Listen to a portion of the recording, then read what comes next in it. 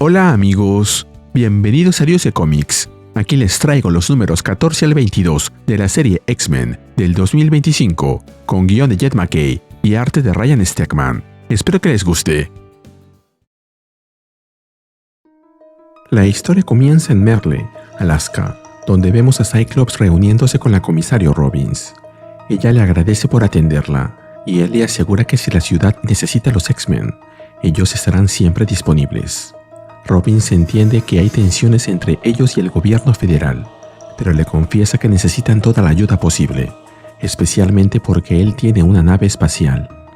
Scott le pregunta si es una emergencia médica, pero Robbins le responde que se trata de una niña desaparecida que se internó en los bosques. Scott le asegura que la ayudarán y le pide una descripción de la menor. Robbins le da la descripción de la niña.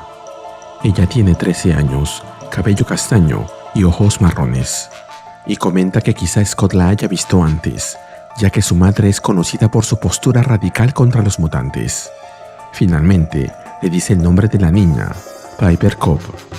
La mención deja a Cyclops pensativo, ya que, definitivamente, él la recuerda.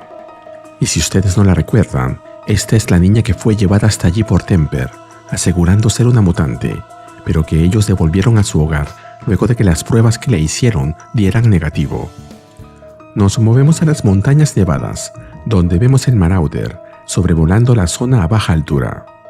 Desde su interior, escuchamos a Quentin Quire decir que no está captando la mente de la niña por ninguna parte. Scott le pide que amplíe el escaneo, pero él insiste en que ya está haciendo una lectura mental de todas las formas de vida pensantes en el área, y aún así, no detecta ninguna mente consciente.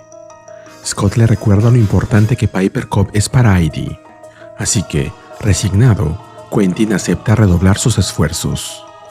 Cyclops, por su parte, se comunica con Jen y le pregunta cómo le está yendo a ella. Luego vemos a Jennifer volando con entusiasmo, quien le responde que le está yendo de maravillas. Su cuerpo ha adoptado una forma de ave, con grandes alas, como de halcón. Ella le comenta que Hank pensaba que necesitaría tiempo para adaptarse, pero que parece que su cuerpo simplemente sabe lo que tiene que hacer. En la base, Hank sigue la conversación con fascinación, explicando que parece que cuando se altera el reino taxonómico, los cambios fisiológicos vienen acompañados de conocimientos instintivos. Y concluye que su visión de halcón y su instinto de depredadora deberían ayudar en la búsqueda, pero le pide que no se deje llevar si se encuentra a Piper, ya que ella es una persona y no un ratón. Jennifer, manteniendo la mirada firme en el horizonte, le asegura que hará su mejor esfuerzo. De vuelta en la base, Heidi se muestra nerviosa, mientras que Cyclops sigue atento a los monitores. Ella se queja de que mientras Quentin y Jen están buscando a Piper, los demás simplemente se quedan sentados. Scott le explica que ellos son los más rápidos y que están cubriendo más terreno. En cuanto la encuentren, podrán teletransportarse hasta allí. Heidi lo confronta, recordándole que Piper les pidió ayuda y ellos no se la dieron, enviándola de vuelta con su madre, una fanática antimutante. Y ahora, la niña está desaparecida. Luego les pregunta con rabia qué tan malo tendría que ser su hogar para que la niña decidiera huir al desierto helado, y agrega que eso es responsabilidad de todos ellos, de los X-Men. Así que, decidida, anuncia que va a tomar la moto voladora de Corsair para ir tras ella. Cyclops intenta detenerla, recordándole que no está autorizada para usarla, pero ella insiste en que lo resolverá sobre la marcha. Scott le pregunta a Quanon su opinión, y ella, tranquila, le responde que la deje ir.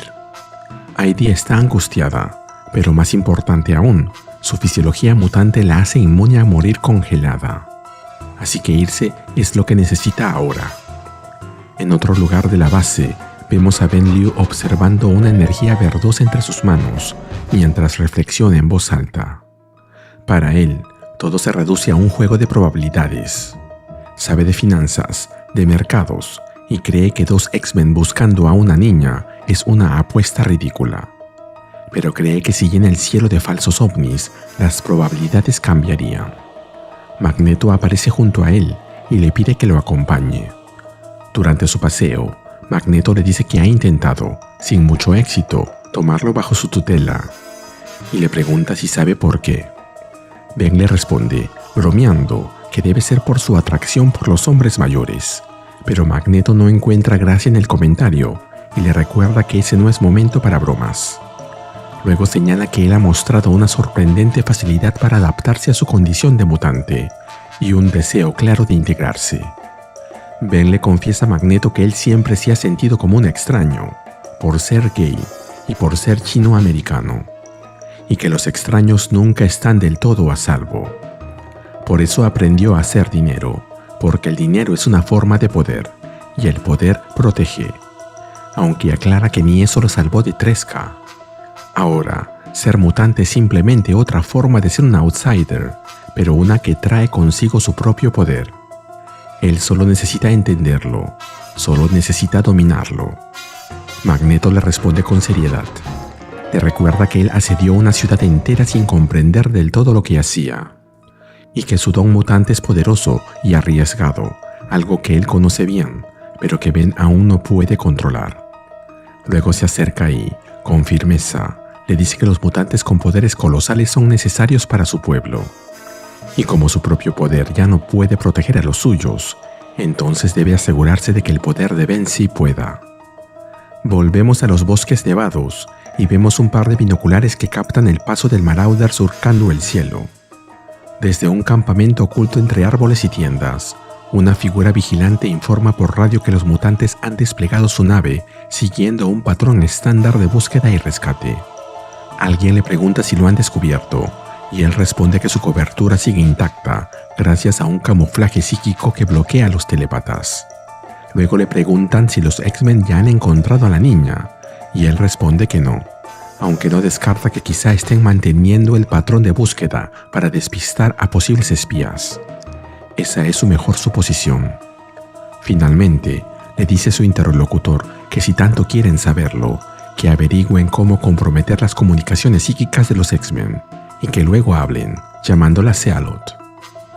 En una sala oscura con una gran mesa circular con una X al centro, varias figuras están reunidas. Cealot le dice a la persona de la página anterior que no intente enseñarle cómo hacer las cosas, ya que él solo es un arma y no aporta nada a la gran mesa. Ni siquiera es un mutante. La otra persona, a quien ahora vemos mejor, es un hombre musculoso, lleno de cicatrices y con cables por todo el cuerpo, quien responde con desdén, diciéndole a Cealot que él no será un mutante, pero su experiencia matando mutantes es lo que le valió un lugar en esa mesa. Y agrega que Legacy Virus, el virus del legado, no tiene nada que ver con él. La otra voz, fría y mecánica, le pregunta si cree que eso la impresiona, asegurando que nadie ha derramado más sangre mutante que ella. Una tercera voz, calmada pero dominante, le pide a Cealot que se controle, pero Cealot le recuerda al otro hombre que su rol es dejar que el objetivo actúe sin interferencias y supervisar la prueba. La otra persona, de quien ahora vemos los dientes, le responde que ya se cansó de utilizar alias y títulos, así que, llamándola Cassandra Nova directamente, le dice que él se encargará de neutralizar las comunicaciones psíquicas por su propia cuenta, y que puede referirse a él como Wire. Ahí lo vemos a él, armado con un rifle enorme, con su torso descubierto, cruzado por cables rojos y municiones. Para quienes no lo conozcan, Wire es un asesino genéticamente modificado que apareció por primera vez en Alpha Flight número 114 de 1992. Gracias a implantes sintéticos, posee habilidades sobrehumanas como fuerza, velocidad, regeneración y la capacidad de extender filamentos afilados desde su cuerpo. En otro lugar del bosque nevado, vemos a Viper Cop caminando entre los árboles. Mientras lo hace, escuchamos sus pensamientos, que dicen que tiene que encontrarlo y que tiene que ser libre. Sus pasos crujen sobre la nieve mientras avanza, revelando que uno de sus brazos ha mutado en una enorme garra escamosa de color verde, al igual que sus pies. En eso llega a su destino, el cuerpo inerte de la Canti, la ballena espacial que vimos en un número pasado, yace tendido en el suelo, mientras que Piper sigue repitiendo en su mente esa misma idea. Ella necesita ser libre. Más allá, vemos a Heidi avanzando a toda velocidad sobre la jetbike de Corsair, abriéndose paso entre la nieve. Ella se contacta con Quentin, preguntándole si ha encontrado algo, pero él le responde que aún no, aunque intenta, a su manera, tranquilizarla, asegurándole que la encontrarán. Heidi, visiblemente frustrada, le recuerda que Piper es solo una niña humana. Ella no tiene poderes mutantes, ni una nave, y está allá afuera sola en el frío. Su tono se vuelve más intenso. Quentin intenta consolarla, aunque admite que no es bueno en eso, y le recuerda que esa fue una de las razones por las que terminaron su relación. Y luego agrega que lo único que necesitan es encontrarla, que sin importar lo mal que esté, mientras siga viva, Zorn y McCoy podrán ayudarla. Pero desde la jetbike, Heidi lanza una última pregunta cargada de temor. ¿Y si no está viva? Quentin reacciona sorprendido y le pregunta qué quiere que le diga. Pero algo lo interrumpe de golpe. Él ha sentido una presencia. En ese instante, más allá, vemos como Piper se lleva su garra mutada a la frente y parece despertar de un trance. Balbucea confundida, sin saber dónde está. Heidi, desde la jetbike, recibe otro mensaje de Quentin. Él le avisa que ha localizado a Piper y que ha anclado su posición en la mente de todos. Pero antes de que pueda decir más, las alarmas se disparan en la cabina. Algo está por ocurrir. Y luego le dice a Heidi que alguien lo ha marcado como objetivo. En otro punto, Wire sonríe con malicia mientras sostiene su arma. Y luego, sin más, exclama que es el final de la transmisión.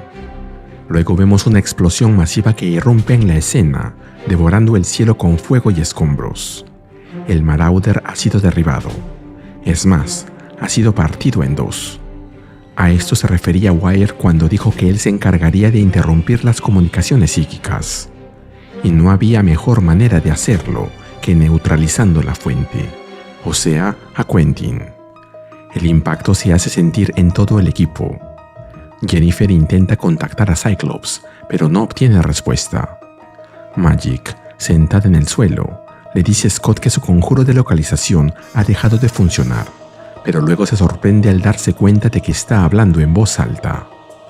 En la base, con el rostro tenso, Scott les explica que las comunicaciones psíquicas han caído y les indica a los X-Men que esa es una alerta roja, ya que algo le ha pasado a Quentin. También vemos como Temper es testigo de la explosión en el cielo, gritando desesperadamente el nombre de Quentin, a quien también vemos caer desde lo alto, rodeado de estelas incandescentes y aparentemente inconsciente. Heidi se comunica inmediatamente con Scott a través del comunicador, gritándole que alguien ha derribado el Marauder. Cyclops responde de inmediato que ya tiene sus coordenadas gracias al localizador de la moto y que el equipo de rescate está en camino. Heidi, aún sobrecogida, les pide que se apuren, pero se detiene en seco al ver que ellos ya están ahí. Ellos son Zorn, Juggernaut y Magik, y esta última le pregunta qué demonios está pasando. Heidi señala en la dirección del accidente y les explica que el Marauder cayó y que Quentin se quedó en silencio, pero él nunca está en silencio. Magik se ofrece a teletransportarlos hasta el lugar del impacto, pero Heidi duda. Sabe que Piper Cop sigue allá afuera y recuerda que Quentin fijó su ubicación en su mente justo antes de la interrupción, así que tiene que ir para encontrarla. Magik se enfurece y le dice que uno de los suyos está herido y que no pueden dividirse. Pero Juggernaut la detiene con calma, diciéndole que todo está cool. Sí, Juggernaut actúa con calma y le dice a Magik que deje a Heidi hacer lo suyo, que ellos se encargarán de asegurarse de que Quentin esté bien. Luego vemos a Heidi alejarse a toda velocidad en la jetbike. Mientras lo hace, Magik le exige a Juggernaut una explicación sobre eso que dijo. ¿Todo está cool? Kain le responde que no todos son tan insensibles como ellos dos. Quentin fue importante para Heidi, y si está muerto, ver su cadáver con sus propios ojos no la va a ayudar. Magik guarda silencio por un momento y luego dice que no le importa, que lo importante ahora es asegurarse de que quede suficiente de Quentin como para sanarlo. Y luego, con determinación, propone encontrar al responsable de haber derribado su nave y asegurarse de que no quede nada de él. Por su parte, Cyclops transmite un mensaje urgente desde su comunicador directo a la base en la fábrica. Les informa que, hasta nuevo aviso, deben asumir que están todos bajo ataque. Ahí vemos a Glob, Magneto y Ben Liu recibiendo las noticias con sorpresa. Scott agrega que el Marauder ha sido derribado, que Quentin está desaparecido y que las comunicaciones psíquicas están inoperativas. Hank se incorpora de golpe, preparándose para entrar en acción. Kwannon hace lo mismo, desenfundando su espada. Finalmente, con voz firme, Scott cierra la transmisión con una advertencia simple pero clara. Todos están en pie de guerra, y les pide que estén preparados para cualquier cosa, para luego cortar la comunicación. Volvemos a los bosques nevados y vemos a Heidi corriendo por entre los árboles, dirigiéndose a lo que queda de la ballena Acanti. Ahí encuentra a Piper, viva, junto al cadáver. Al verla de cerca, le dice que pensó que estaba, pero se interrumpe. Algo no encaja. Mirando el cuerpo de la criatura, le pregunta qué hace ahí, justo al lado de ese Acanti muerto. Luego intenta abrigarla, pero se sorprende. Piper no tiene el cuerpo frío, a pesar de la nieve. Y más aún, nota los cambios en su cuerpo, sus pies, su brazo, y recuerda que Hank había dicho que ella no era una mutante. En eso, vemos el rostro de Piper. Sus ojos brillan con un resplandor dorado mientras comienza a hablar, casi en trance. Ella le dice a Temper que no quería que nadie supiera la verdad, ni siquiera ella misma. Así que cambió su sangre y su cabello para que Hank creyera que eran normales y que no eran mutantes. Heidi, confundida, le pregunta quién es ella. Pero Piper continúa, revelando que se refiere a Piper, su hermana gemela. Ella nunca quiso que Piper lo supiera porque ella se la comió. La absorbió en el vientre materno antes de nacer, y que todo ese tiempo ha estado escondida dentro del cuerpo de su hermana. Pero ahora, con toda esa carne, refiriéndose al Acanti muerto, finalmente puede tener un cuerpo propio y ya no tendrá que ocultarse más. Mientras pronuncia esas palabras, su cuerpo se transforma, con tentáculos deformes y verdes brotando de sus brazos. Heidi intenta sostenerla por la espalda, mientras observa horrorizada cómo una nueva entidad empieza a emerger desde dentro de Piper. El horror está desatado. La historia comienza en el pasado, hace 13 años y 7 meses. Una joven mujer escucha con tensión algo que cambiará su vida. Habla con el médico que la atiende. Pensaba que estaba esperando gemelos. ¿Qué pasó con el otro? El médico intenta tranquilizarla. Le dice que esto sucede a menudo, que no debe preocuparse. Explica que muchas gestaciones comienzan como embarazos gemelares, especialmente tan temprano como cuando se realizó su ecografía anterior. Le aclara que el proceso de reabsorción, cuando un embrión absorbe al otro, no es inusual. La mujer permanece sentada en la camilla. El doctor continúa con su explicación. Reafirma que no hay de qué preocuparse, que el embrión que permanece parece perfectamente sano. Insiste en que lo importante ahora es asegurarse de que siga así. Ella asiente. Dice que está bien, siempre que todo esté marchando bien. Aunque sabe que es muy temprano, que muchas cosas pueden pasar, su pensamiento es claro. Ese bebé, ese niño, es lo único que importa ahora. No permitirá que nada le pase. Nos movemos al presente. Temper sostiene con fuerza a Piper y le pregunta qué está haciendo. La respuesta que escuchamos revela un secreto guardado por años. La hermana de Piper dice haber estado atrapada durante 13 años, prisionera en el cuerpo de una hermana que le robó todo, obligada a vivir en una casa con una madre que la odiaría si supiera la verdad. Luego se suelta de la mano de Piper, liberándose de ella. Le dice adiós. Ahora es libre. Temper se inclina hacia Piper. Ella grita, Confundida, reconoce a Temper y pregunta qué está pasando y dónde está. Temper le responde que no debe preocuparse, que estará a salvo. Pero otra voz interrumpe. Es la voz de quien ha estado encerrada. Dice que todos siempre se han preocupado tanto por Piper Cop, por ella, que tiene un cuerpo, una vida, un nombre. La criatura que se ha creado de la fusión de la Canti, la hermana de Piper, revela por fin su apariencia, enmarcada por una grotesca boca llena de colmillos curvados, dispuestos en múltiples filas. Escuchamos su voz que dice que ha dejado el cuerpo de Piper para formar uno propio. Va a crear su propia vida, con sus propias reglas. Está decidida a construir su propio nombre. Y afirma, sin sombra de duda, que todos aprenderán a temerla. Nos movemos a otro lugar cerca de ahí, en Alaska. Magik, Juggernaut y Zorn inspeccionan los escombros del lugar donde se estrelló el Marauder, buscando a Quentin. Magik pregunta si alguno ha encontrado alguna señal del chico. Juggernaut, frustrado, responde que los restos se extienden por más de 1 milla y que Quentin podría estar en cualquier parte. Zorn flota sobre el suelo y aunque no siente que haya ocurrido una muerte en el lugar, advierte que deben encontrarlo pronto, ya que una tormenta se acerca. Magik no quiere perder más tiempo, así que se corta la mano y deja que su propia sangre caiga sobre la nieve, mientras exclama que esa es una oferta de corto plazo para los Minions, para los demonios del limbo. Una misión corta de búsqueda y rescate, con pago por adelantado, en sangre. Juggernaut le pregunta qué está haciendo. Ella responde con una sola palabra: está subcontratando. Desde las sombras, voces responden obedientes.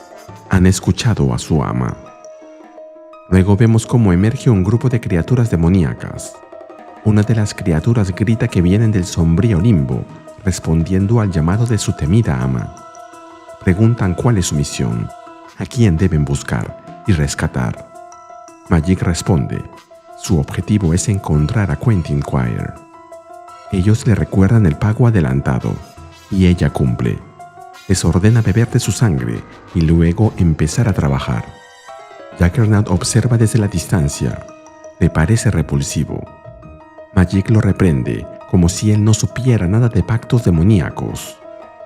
Una voz interrumpe.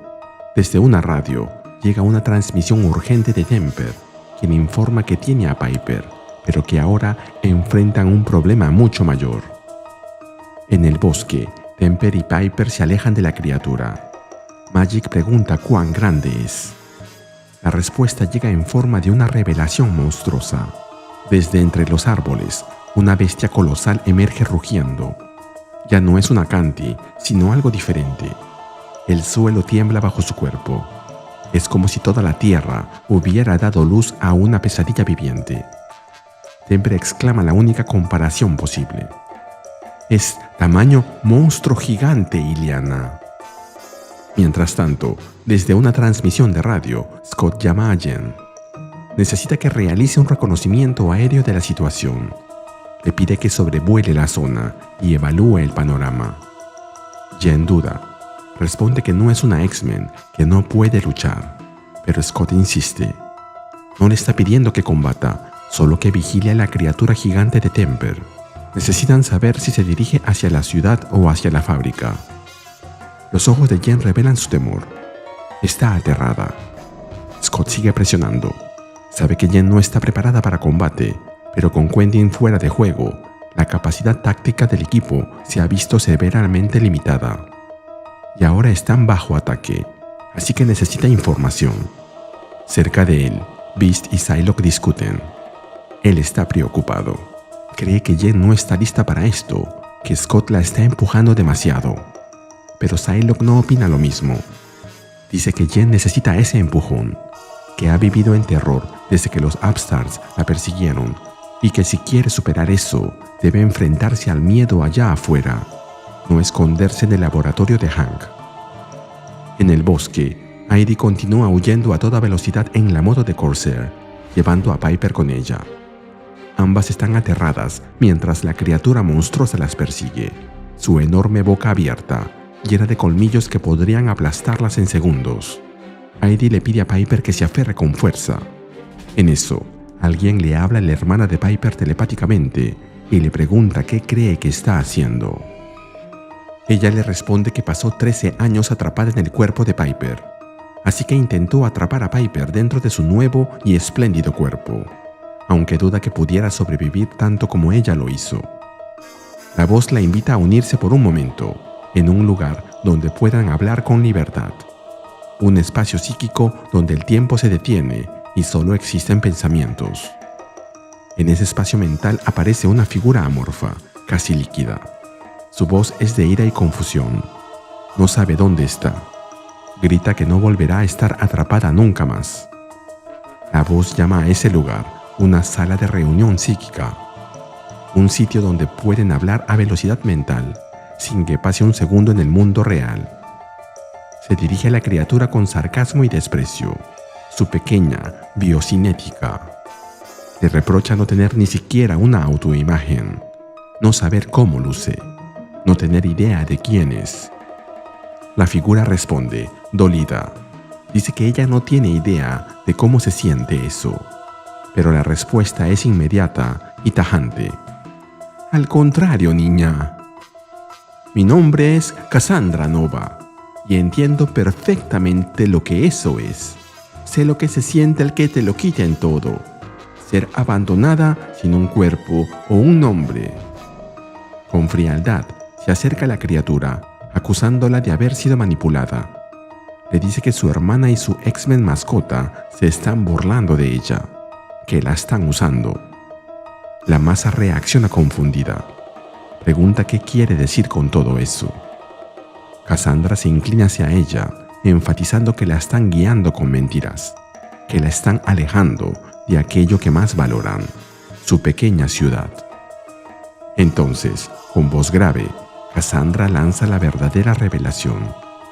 Eres una mutante, poderosa, hermosa y superior a todos los sapiens que han dedicado su vida a crear armas para asesinarte. Y ha llegado el momento de demostrarles quién eres en realidad.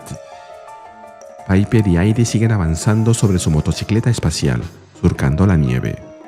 De pronto, algo cambia. Heidi nota que la criatura ha cambiado de dirección. Ya no las está persiguiendo. Ambas observan con asombro cómo la enorme masa escamosa se aleja. Y Heidi informa por radio que el monstruo ya no va tras ellas. Scott, recibiendo la transmisión, pregunta con urgencia hacia dónde se dirige.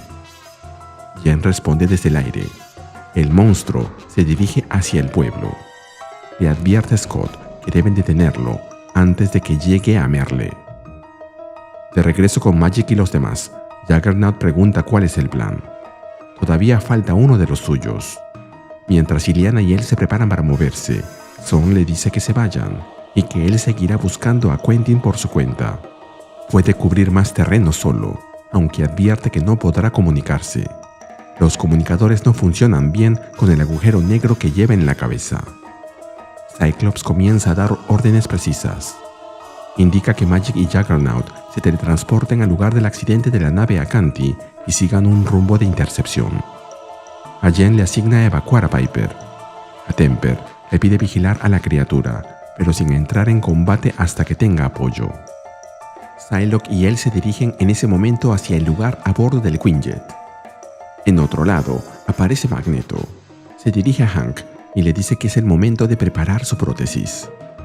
Beast asiente. La situación lo justifica. La pondrá a punto de inmediato. Desde un portal de fuego, Juggernaut emerge, con Magik a su lado. Mientras atraviesan el aire, Heidi aclara la verdad. Piper no era la mutante, lo era su hermana gemela. La bestia avanza con violencia, mientras Heidi continúa explicando. Se trataba de una gemela parasitaria, dormida en el cuerpo de Piper, hasta que la activación del Gen X la despertó. Ahora tiene algún tipo de poderes sobre la carne. Beast proporciona el término correcto: bioquinesis, manipulación del tejido. Y lo han visto antes. Cita ejemplos como Lionel Jeffries, Omega, que apareció en Alpha Flight entre 1985 y 1987, o Kenji Uedo, Zero, que apareció en Generation Hope del 2010. Cree que la gemela vio la biomasa del Acanti muerto como una oportunidad. Usó sus poderes para construir un cuerpo propio, escapar y buscar venganza. Jen, que vuela cerca, observa la escena y comprende algo esencial. Si todo eso es cierto, entonces esa criatura gigantesca es solo una niña asustada y furiosa. Desde el Quinjet, Quanon le responde a Jen que tiene razón. Por eso decide actuar. Dice que va a negociar con ella. Saltando del Quinjet, se lanza directamente hacia el monstruo, con su daga psíquica activada. No pretende atacar, sino solo iniciar un diálogo. Y cuando finalmente se encuentra sobre la enorme bestia, le clava su daga, mientras la saluda. ¡Hola, monstruo! Luego, en el plano mental, Psylocke se encuentra sola. Se dirige a la niña atrapada dentro del monstruo. Le dice que sabe que está enojada, que también tiene miedo, pero hacer daño no va a cambiar eso. Le pide que hable con ella. Sin embargo, otra voz interfiere. Cassandra Nova aparece, burlona, rodeada por un enjambre de rostros suyos, y le aclara que la niña no tiene nada que decirle. Cassandra afirma que la niña es una joven mutante prometedora, y que no permitirá que Psylocke deje sus huellas ensangrentadas en su mente. Su mente está bajo su protección, y promete que no permitirá que Psylocke interfiera con su autorrealización. Y luego vemos a Quanon de vuelta en el mundo físico, suspendida en el aire, cayendo delante de la criatura luego de haber sido derrotada por Cassandra. Heidi, ya sin Viper, logra atrapar a Psylocke en el aire. Desde el Quinjet, Cyclops lanza un mensaje desesperado. Le ruega a la criatura que lo escuche, que no necesita hacer eso. Le dice que ella es una mutante, que es una de los suyos, que pueden ayudarla, que eso es lo que hacen los X-Men, ofrecer un hogar, una oportunidad, un refugio. Pero desde dentro de la bestia, la voz de Cassandra se impone. Afirma que él miente. Y con un rugido lleno de rabia, la criatura lanza un devastador golpe contra el Quinjet, destruyéndolo, mientras grita, enfurecida: ¡Mentiroso! Illyana, caminando hacia la criatura, declara que ya ha visto suficiente. Aclara que no es ajena a los berrinches, pero esto ha llegado demasiado lejos. Con firmeza, se detiene frente a la bestia. Espada en mano, le advierte que no puede avanzar más. Y en un gesto teatral, apunta a la criatura con los dedos. ¡Clic! En ese mismo instante, Juggernaut atraviesa con fuerza a la criatura desde atrás. El golpe es devastador. La escena está teñida por el impacto y la violencia de la acción. Y Magik completa la secuencia. ¡Bang! Mientras tanto, en un claro apartado, Wire, el villano que derribó el Quinjet, observa la batalla con binoculares. Se reporta con 3K por radio. Los X-Men han entrado en contacto con la nueva recluta. Desde una sala oscura, una figura enmascarada pregunta si la han detenido. La respuesta es clara: aún no, pero si no actúan pronto, lo harán. El enmascarado le pregunta si su equipo está listo y si pueden darles algo mejor que lo que les dieron en Santo Marco. Fue él quien los entrenó.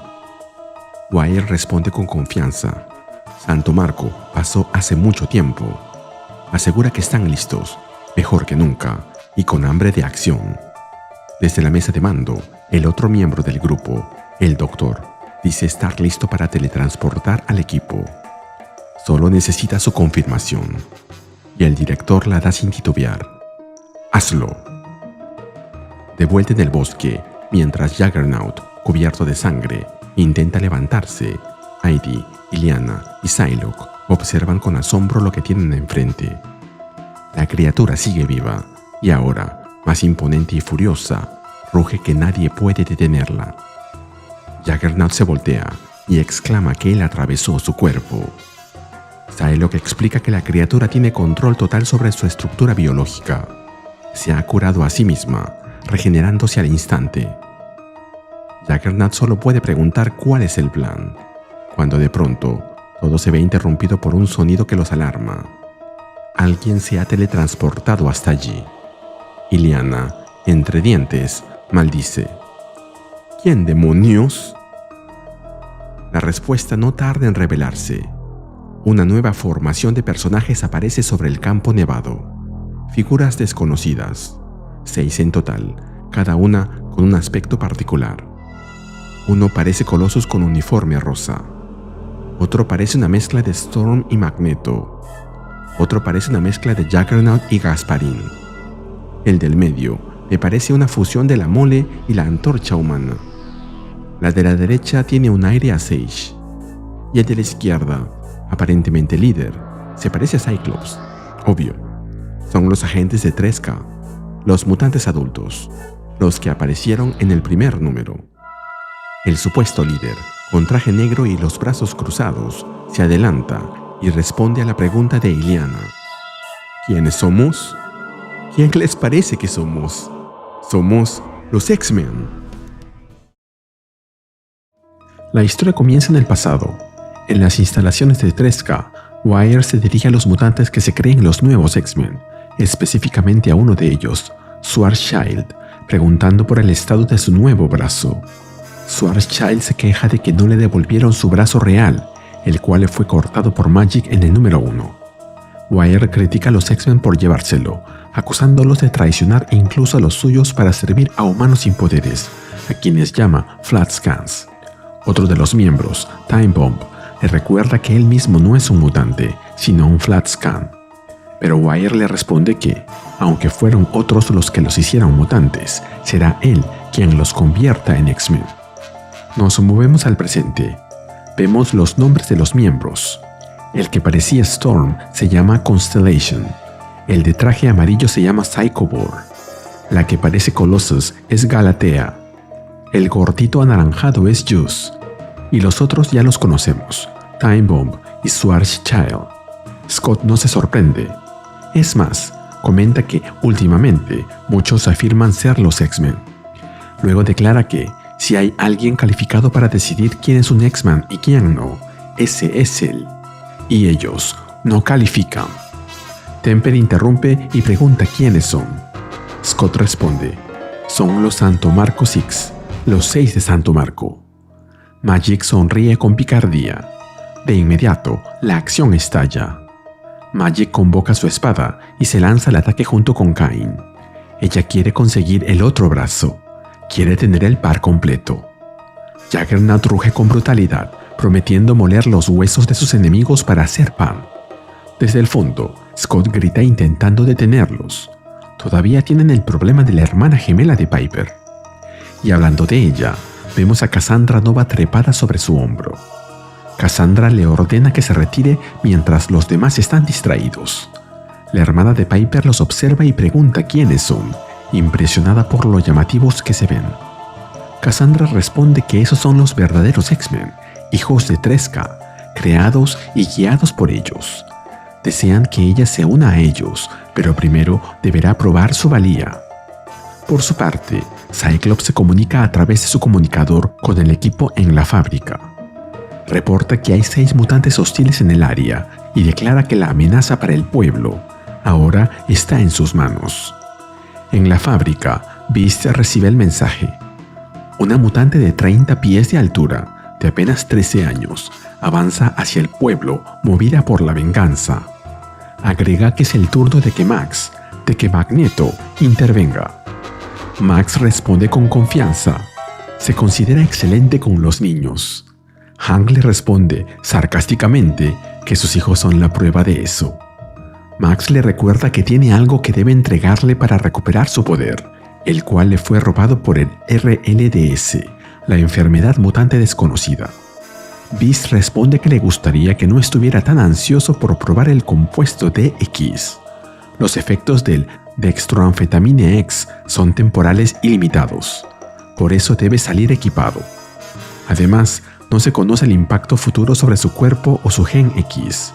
No es algo que deba tomarse a la ligera. Max responde que ya lo sabe. Pero por primera vez, desde que llegó a Alaska, Se siente como Magneto. Ahí vemos a Max de nuevo de pie. Su casco ya cubre su rostro. Fragmentos metálicos y piezas sueltas flotan a su alrededor, obedeciendo su voluntad. A un costado, Beast observa embobado, con cara de quinceañera enamorada. Y mientras Magneto declara que ahora harán a sus enemigos temblar, pasamos al combate entre los dos grupos de X-Men.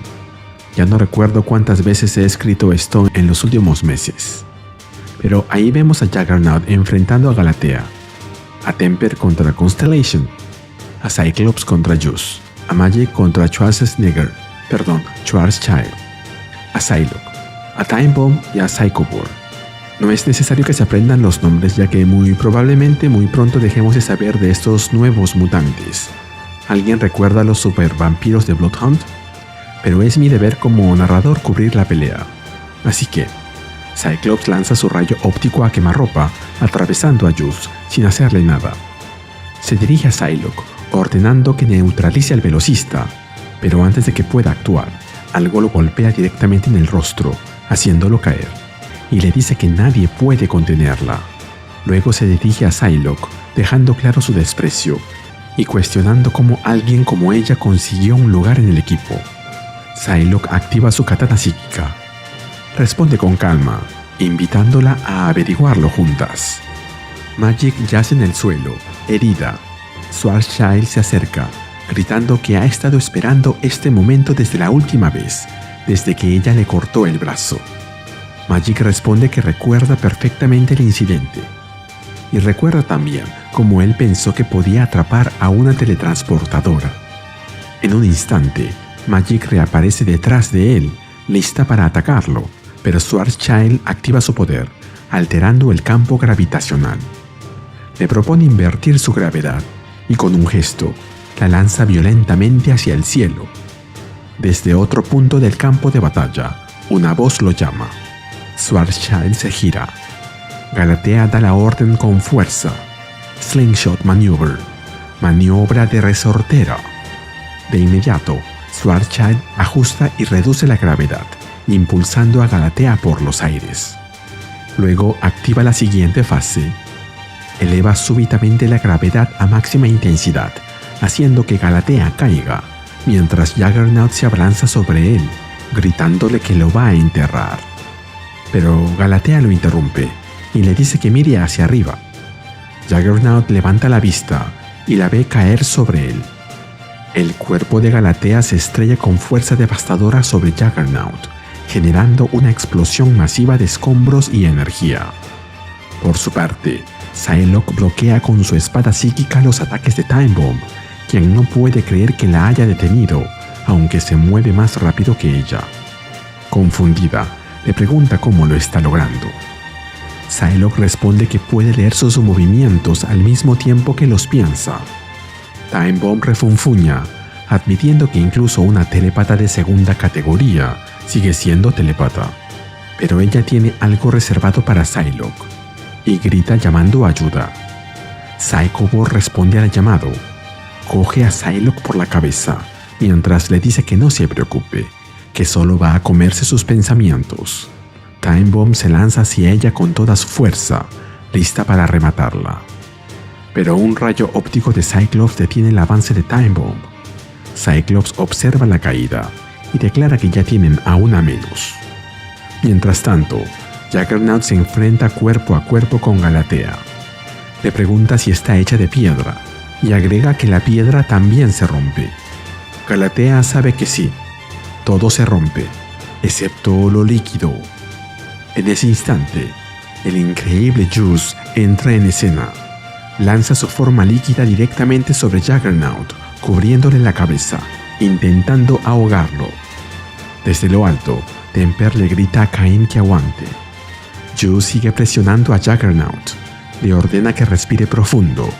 Juggernaut intenta resistir y toma impulso para luego meterle un señor cabezazo a Galatea, derribándola y liberándose del agarre de Juice al mismo tiempo. Mientras tanto, Constellation lanza un ataque contra Temper. Ella lo bloquea con un escudo de hielo. Constellation se burla de la estrategia, tachándola de anticuada. Pregunta con sarcasmo si cree que el hielo puede hacer frente a la energía cósmica y llama a los X-Men dinosaurios. Pero Temper, enfurecida, le responde que ella es el meteorito y que con ella ha llegado su extinción, mientras envuelve a Constellation en ráfagas de fuego que salen del suelo. En tierra firme, Cyclops observa cómo la batalla se vuelve caótica. Los dos equipos chocan con fuerza. Juggernaut se defiende de Juice y Galatea. Psylocke golpea a Psycho-Ball. Temper también sigue con su explosión volcánica. Así que Cyclops grita con fuerza: X-Men, reagrúpense. Magik reaparece y se une al grupo, preguntando con desenfado qué se ha perdido. Los dos bandos permanecen tensos, organizados en formación. Cyclops avanza entre su equipo y exige claridad.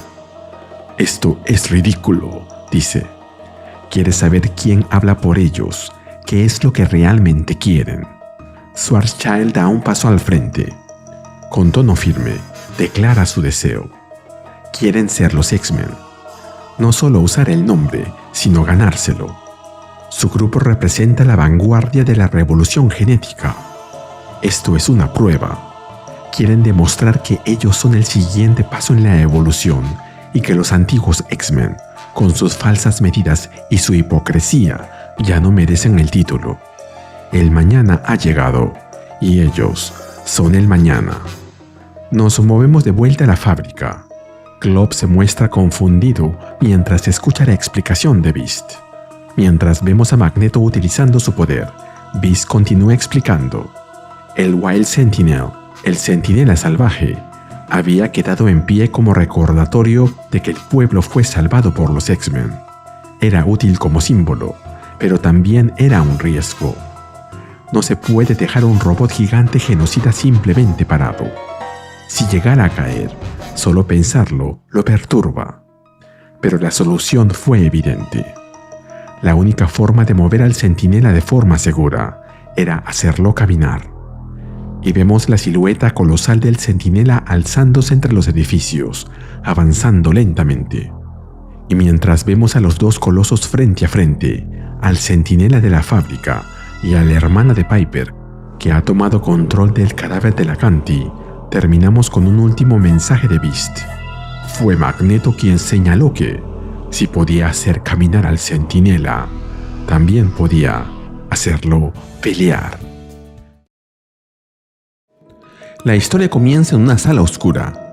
Cassandra Nova y los otros miembros de 3K interrogan a Wire sobre el desempeño de sus X-Men. Él responde que son exactamente lo que entrenó: un grupo de mutantes letales y peligrosos. Ellos son los X-Men. Y así, con esta estupidez de introducción, pasamos a ver la batalla entre los dos grupos de X-Men. Aquí vamos otra vez. Magik se enfrenta a Constellation, Temper a Psycho-Ball y Time Bomb, Juggernaut a Galatea, Cyclops a Hugo y Psylocke al hijo de Schwarz. Wire le dice a Cassandra y los demás que el dron puede encargarse de seguir cubriendo la batalla. Él se irá a ver a la hermana de Piper. Cassandra le pregunta si está comparando a su niña de 13 años con sus X-Men adultos y ex-miembros de S.H.I.E.L.D. ¿Le gusta eso? Wire responde que Nova recluta casos perdidos, mientras que él crea asesinos. Lleva toda su vida haciéndolo y no hay nadie mejor que él. Nova le recuerda que él fue la segunda opción, ya que Victor Creed está muerto. Wire replica que él ya mató a un X-Man por ella, y que ni siquiera su adorado Sabretooth pudo acabar con Quentin Quire. Luego vemos cómo Quentin, después del ataque de Wire, cae en picada envuelto en fuego. Su mente trata de frenar el tiempo, ralentizando la experiencia subjetiva mientras su cuerpo sangra. A pesar de estar quedando inconsciente, se activa una macro de emergencia telequinética que absorbe el impacto y lo mantiene con vida. El sistema se pone en marcha, asegurando soporte vital hasta que su conciencia se restablezca o reciba ayuda externa. Volvemos al presente. Thor recorre el bosque buscándolo. No puede sentir su mente, lo que indica que sigue vivo. Finalmente lo localiza, protegido por una burbuja telequinética. Se sorprende de que haya logrado mantener el escudo estando inconsciente, pero ya podrá explicárselo cuando lleguen a casa, mientras se lo lleva volando. Siempre y cuando aún quede un hogar al que volver. Nos movemos a las afueras de la ciudad. El centinela se enfrenta a la hermana de Piper, que continúa controlando el cuerpo del Acanti muerto. Magneto, quien está dentro del centinela, le pregunta si acaso tiene idea de quién es él. Él es Magneto. Luego le pregunta si los demás han intentado convencerla con discursos. La criatura responde que sí. Magneto le pregunta si los escuchó. La criatura responde que no. Magneto entonces le dice: «Como te lo dije, yo soy Magneto y no doy discursos». La criatura responde que eso le agrada. Magneto contesta que se lo imaginaba. Entonces el combate comienza. Magneto coge a la criatura por la cabeza y la arroja lejos, mientras le dice que va a mostrarle cómo se ve una verdadera amenaza mutante. Wire observa a distancia el enfrentamiento y comenta con sarcasmo que Magneto ha hecho llorar a la protegida de Nova. Cassandra pregunta si está usando un Wild Sentinel, un centinela salvaje. Pero el Chairman interviene y le dice que se calme. Eso es un obsequio de los X-Men de Scott, ya que usar un centinela contradice el rol que defienden como protectores de los mutantes. Por su parte, el cuarto miembro de 3K, Astra, critica las acciones de Wire y Cassandra.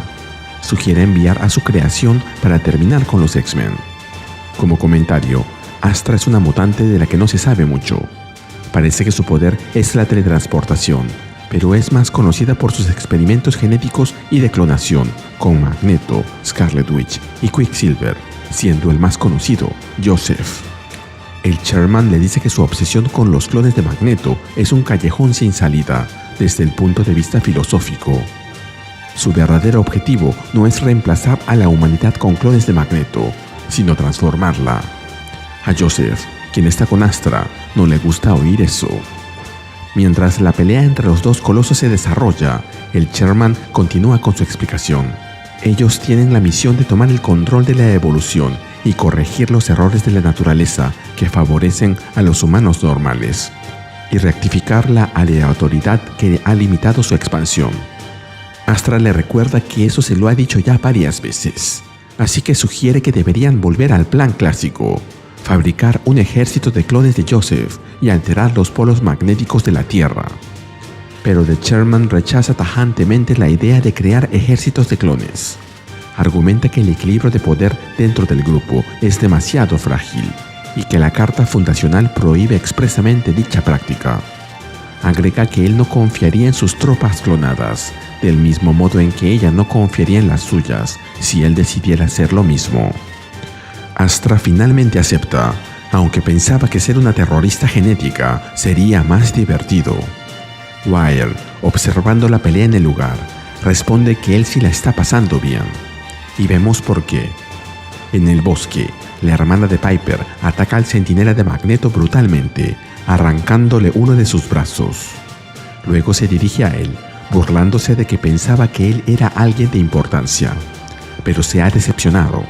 Le reprocha que use un centinela como muleta y que pelee por los humanos. ¿Qué te pasó?, le pregunta. Magneto, a través del centinela, se lo explica. Reconoce que ya no siente apetito por la sangre. En el pasado pensó que si causaba suficiente dolor, lograría que lo entendieran, pero concluye que beber sangre solo te enferma. Luego aclara que él siempre ha aceptado la violencia como una necesidad para su gente, pero advierte que violencia sin dirección es solo un berrinche. La criatura queda desconcertada tras la reflexión. Las palabras de Magneto calaron hondo. Pero Cassandra se aparece flotando frente a ella y le dice que pensaba que Magneto no daba discursos motivacionales. De pronto, la hermana de Piper se lanza contra el centinela, embistiéndolo, mientras le repite lo que le dijo Cassandra. Yo pensaba que Magneto no daba discursos motivacionales, tomando a Magneto por sorpresa. Dentro de la fábrica, Hank y Ben observan el combate en pantalla. Ben exclama: «Ella no puede vencerlo.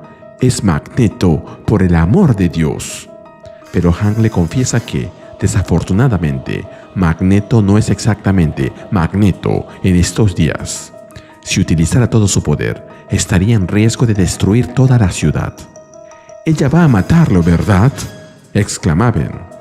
Pero Hank le responde que tiene total confianza en Max.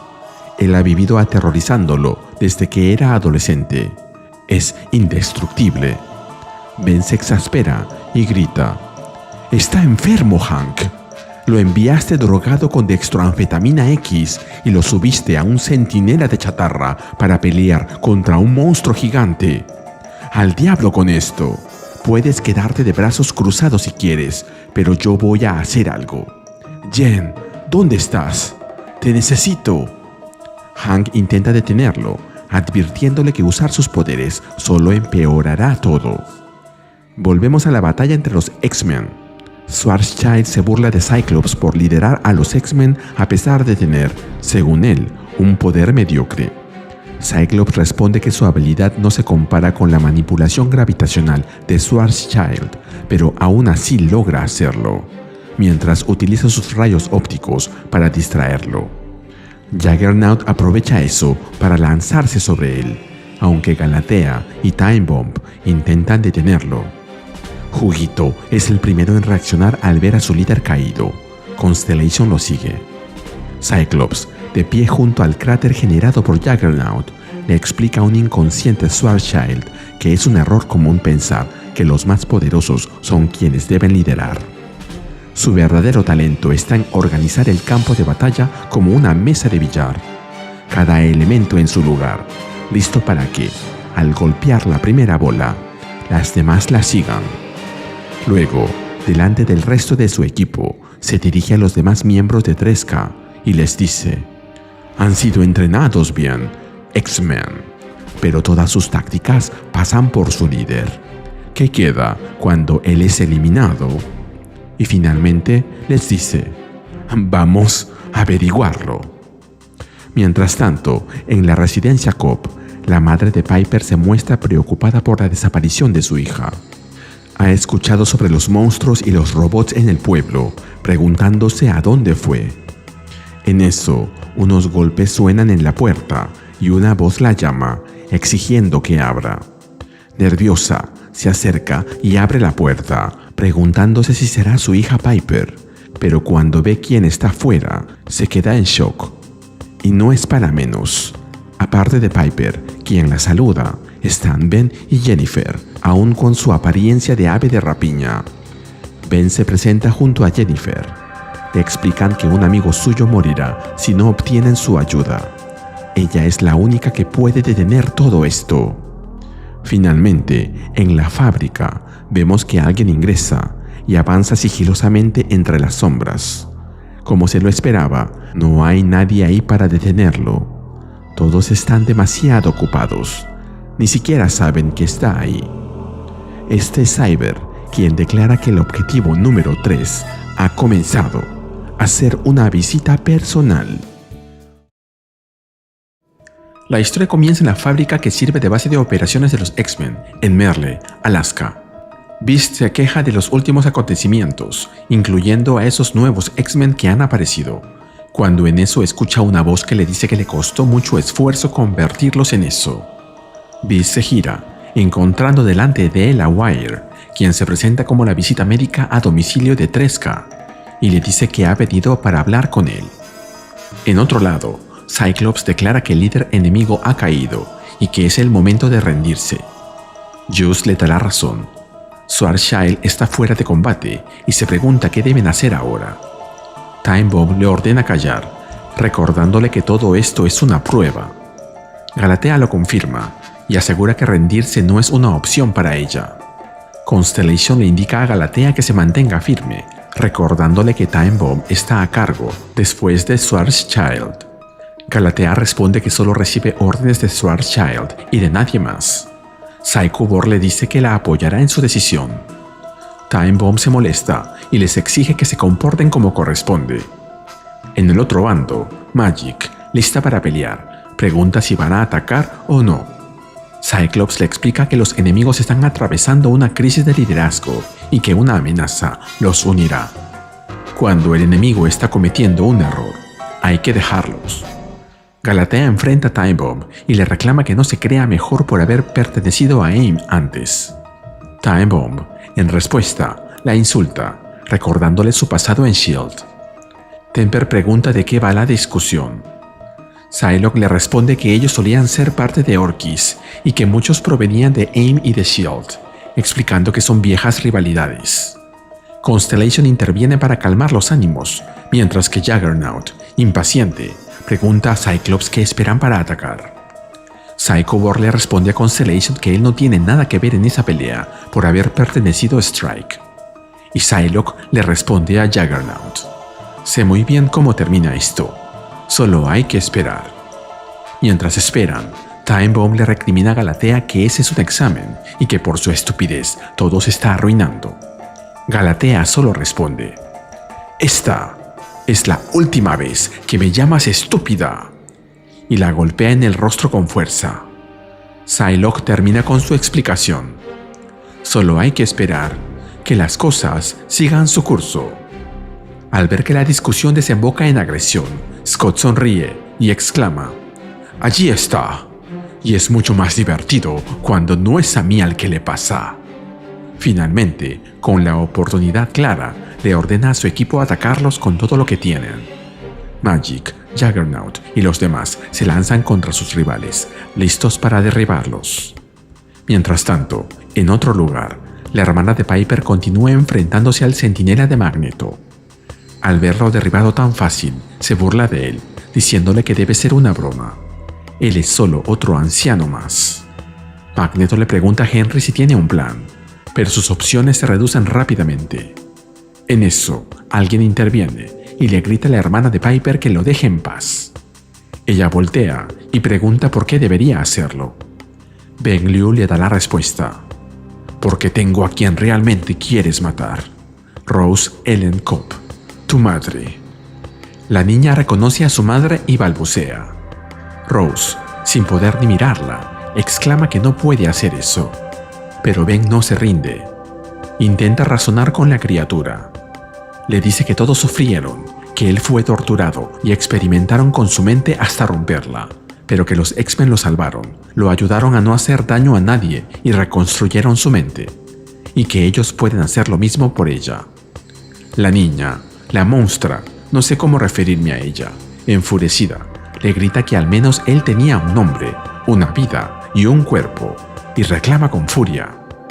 Ben le pregunta si ahora que tiene un cuerpo, lo único que quiere hacer es matar personas, y le exige que madure de una vez. Volvemos a la fábrica. Beast, encadenado, desafía a Wire asegurando que no obtendrá nada de él. Wire sonríe y dice que no vino por información, sino para darle un mensaje. Beast, intrigado, pregunta cuál es ese mensaje. Wire se lo explica: que Beast está desperdiciado entre los X-Men, que no pertenece a ellos sino a su grupo, y que está ahí para ofrecerle una invitación para unirse a 3K. Mientras vemos cómo se desarrolla la pelea entre los dos equipos de X-Men, con Juggernaut contra Galatea, con Temper contra Juice, con Psylocke contra Time Bomb, con Cyclops contra Constellation y con Magik contra Psycho-Bor, escuchamos a Wire decirle a Beast: pude haber tenido una crisis de fe hace algunos años, pero fuera de eso, siempre he sabido lo que debía hacer. Un monstruo. Creo que tú y yo tenemos eso en común. Porque tienes suerte. Ya sabes con certeza lo que puede ser. Ya ha pasado una vez. Y mientras le extiende la mano, agrega: tu potencial ya ha sido mapeado, Dr. McCoy. Y creemos que podemos ayudarte a aprovecharlo al máximo. Prepara tus cosas, Beast. Vamos a hacer un trabajo increíble juntos. Pero alguien interrumpe desde atrás gritando: no, aléjate de él. Esta es Jennifer, quien ha vuelto rápidamente a la base después de que dejó a Ben y a Piper en casa de su madre, quien se le arroja encima a Wire, golpeándole en el rostro con sus garras. Volvemos con la hermana de Piper. Ella ruge furiosa. No le gustó que le dijeran que madure. Ben la desafía: vamos, hazlo entonces. Mátala. Mata a tu madre que odia a los mutantes. Demuéstrale que tiene razón. Demuestra que que nosotros, somos exactamente lo que dicen que somos. Haz que sea un símbolo para la G-Nation, para la Liga Sapien. Conviértela en 1000 miniaturas de video. La madre asesinada por su propia hija mutante. Les encantará. Les habrás hecho el mayor favor desde Bolívar Trask. Finalmente, Rose, llorando, le suplica a su hija que le escuche. Por favor, no sabía que estabas ahí dentro de Piper. Lo siento por no haber estado ahí para ti. Cuando el doctor me dijo que iba a tener gemelos, estaba tan emocionada. Y luego desapareciste, y el doctor dijo que era normal. Y me asusté tanto, porque de repente pasé de tener 2 hijos a 1, así, de la nada, antes de que siquiera nacieran. El mundo puede hacer eso. El mundo puede hacer eso, y es normal. El mundo puede simplemente quitarte a tu hijo, hacerlo desaparecer. Y todo lo que podía pensar era en proteger al que aún me quedaba. Me asusté de todo. Y cuando empezaron a hablar de la plaga mutante, me asusté de eso. No sé si sirva de algo, pero lo siento. Las quería a las 2, a ti y a Piper. Iba a llamarte Robin. Esta revelación lo cambia todo. La hermana de Piper, a quien a partir de ahora, por fin, puedo llamar por su nombre, se emociona al oír eso. ¡Un nombre! ¡Tengo un nombre! ¡Un nombre propio! Haciendo que una parte de la Canti tome la forma de una niña pequeña. A pesar de que Cassandra intenta detenerla, diciéndole que le están mintiendo, que la están tomando por una tonta. Volvemos a la fábrica.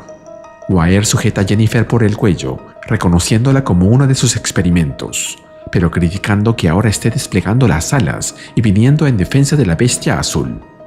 Al ver que no puede respirar, Beast le pide a Wire que se detenga. Le promete que irá con ellos, que hará cualquier cosa que le pidan, con tal de que no le haga daño. Wire sonríe con malicia ante su reacción, pero se lo aclara. «Oh, Dr. McCoy, has malentendido astronómicamente lo que está pasando aquí. No somos una triste banda de chantajistas. Somos el futuro. Tu invitación es un honor, no una amenaza. Y sigue en pie. Aún no estás listo. Está bien. Pero muy pronto vas a darte cuenta de quién eres realmente. Y cuando llegue ese momento, te pondrás en contacto». Luego, mientras se retira de ahí, se comunica con el doctor de 3K. Las pruebas han concluido. Todos los objetivos cumplidos. Llévennos a todos a casa. Volvemos con los X-Men. Los X-Men verdaderos observan a los X-Men de bisutería yaciendo en el piso, al parecer inconscientes. Scott les dice a todos: «Espléndido, X-Men. Ahora hay que asegurarlos». Pero se ve interrumpido cuando, uno a uno, ellos empiezan a desaparecer. Volvemos con Robin y su madre. Robin deja atrás el cuerpo de la Canti y se acerca a su madre. Ahora hasta alas tiene, como si fuera un hada. Cassandra intenta con todas sus fuerzas convencerla de que no lo haga, diciéndole: «Estás siendo tonta. Unas cuantas lágrimas de cocodrilo y sentimientos nobles y ¿olvidas tu propósito? Nunca serás más que un monstruo para ellos. ¿De verdad crees que tu madre ha comprendido sus errores? ¿De verdad crees que estos X-Men te perdonarán por todo lo que ya has hecho?» Pero Robin ya no la escucha. En su mente se ha quedado grabada una sola cosa. «Tengo un nombre. Robin Cobb». Cassandra continúa: «¿Te dejas comprar por algo así? Quizá perdones a tu madre por su miedo. Quizá perdones a los X-Men por sus ataques sin fundamento contra ti. Pero, ¿puedes perdonarla a ella?», refiriéndose a Piper, que también está ahí. «Ella te lo quitó todo en el vientre, te encarceló en su propia carne. ¿Puedes perdonar a tu hermana?». Robin cierra los ojos y responde: No puedo. Cassandra aprovecha ese momento de debilidad para lograr su cometido y le dice: No puedes, y no deberías tener que hacerlo.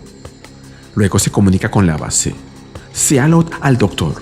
creo que estamos listas para volver a casa. Ben y la madre de Robin corren hacia ella, intentando rescatarla, pero no llegan a tiempo. Robin desaparece ante sus propios ojos, junto con Cassandra. Aunque creo que a Cassandra nunca la vieron, solo estaba en la mente de Robin. Finalmente, en la base de los X-Men, vemos a Beast escuchando la transmisión de Scott. Oposición militante eliminada. Evacuación teletransportada. Sin bajas. Todos los puntos, informe en estado. Beast empieza con su reporte. Beast a los X-Men. Tuvimos una intrusión en la base, sin bajas, creo. Ben continúa. Hola, soy Ben. La niña se fue, teletransportada o algo así, aunque todos estamos bien. Ahora estoy sacando a Magneto desde dentro del Centinela destruido. Scott le pide más detalles a Beast. Cyclops a Beast. Intrusión en la base. ¿Estás bien, Hank? Y Beast le responde. Oh, estoy bien, Scott. De maravilla. Pero mientras lo dice, observa la tarjeta que le dejó Wire, invitándolo a unirse a ellos. ¿Veremos pronto a otro Dark Beast? La historia comienza con Douglas Ramsey, Cypher, a quien la última vez vimos como Revelation, en la miniserie del Heredero de Apocalipsis. Lo vemos sentado en una bañera llena de algo que parece ácido. Su cuerpo se sumerge en el líquido, el cual destruye su piel, sus huesos, hasta que no deja nada de él. Mientras esto pasa, escuchamos una voz que dice: por siglos, he creído que mis métodos eran el único camino para los mutantes, que podía convertirme en el gran monstruo de los mutantes en la oscuridad, impulsando a la especie hacia adelante mediante el miedo y la fuerza. Has perdido mucho, Doug Ramsey, y la muerte puede ser un paso hacia el renacimiento. Ahí vemos como una mano emerge cerrada en puño desde el ácido mientras se levanta con fuerza, salpicando todo alrededor con una energía amarilla. Nos movemos al noroeste del Pacífico. Doug se despierta sobresaltado en su cama mientras extiende la mano hacia la luz que entra por la ventana. Se incorpora en la cama, recuperando el aliento, y luego se sienta al borde, mientras repite las palabras de Apocalipsis cuando lo presentó en público por primera vez. Contemplen a mi heredero. Contemplen a Revelation. Revelación. Como comentario, esto se vio en el último número de la miniserie, que puedes encontrar en el canal. Pero Doug no está solo. A su lado está Bay, quien le pregunta si tuvo el mismo sueño. Él le responde: sí, Bay, lo mismo de cada noche. La tecnología de Apocalipsis desarmó mi cuerpo y lo reconstruyó según su diseño.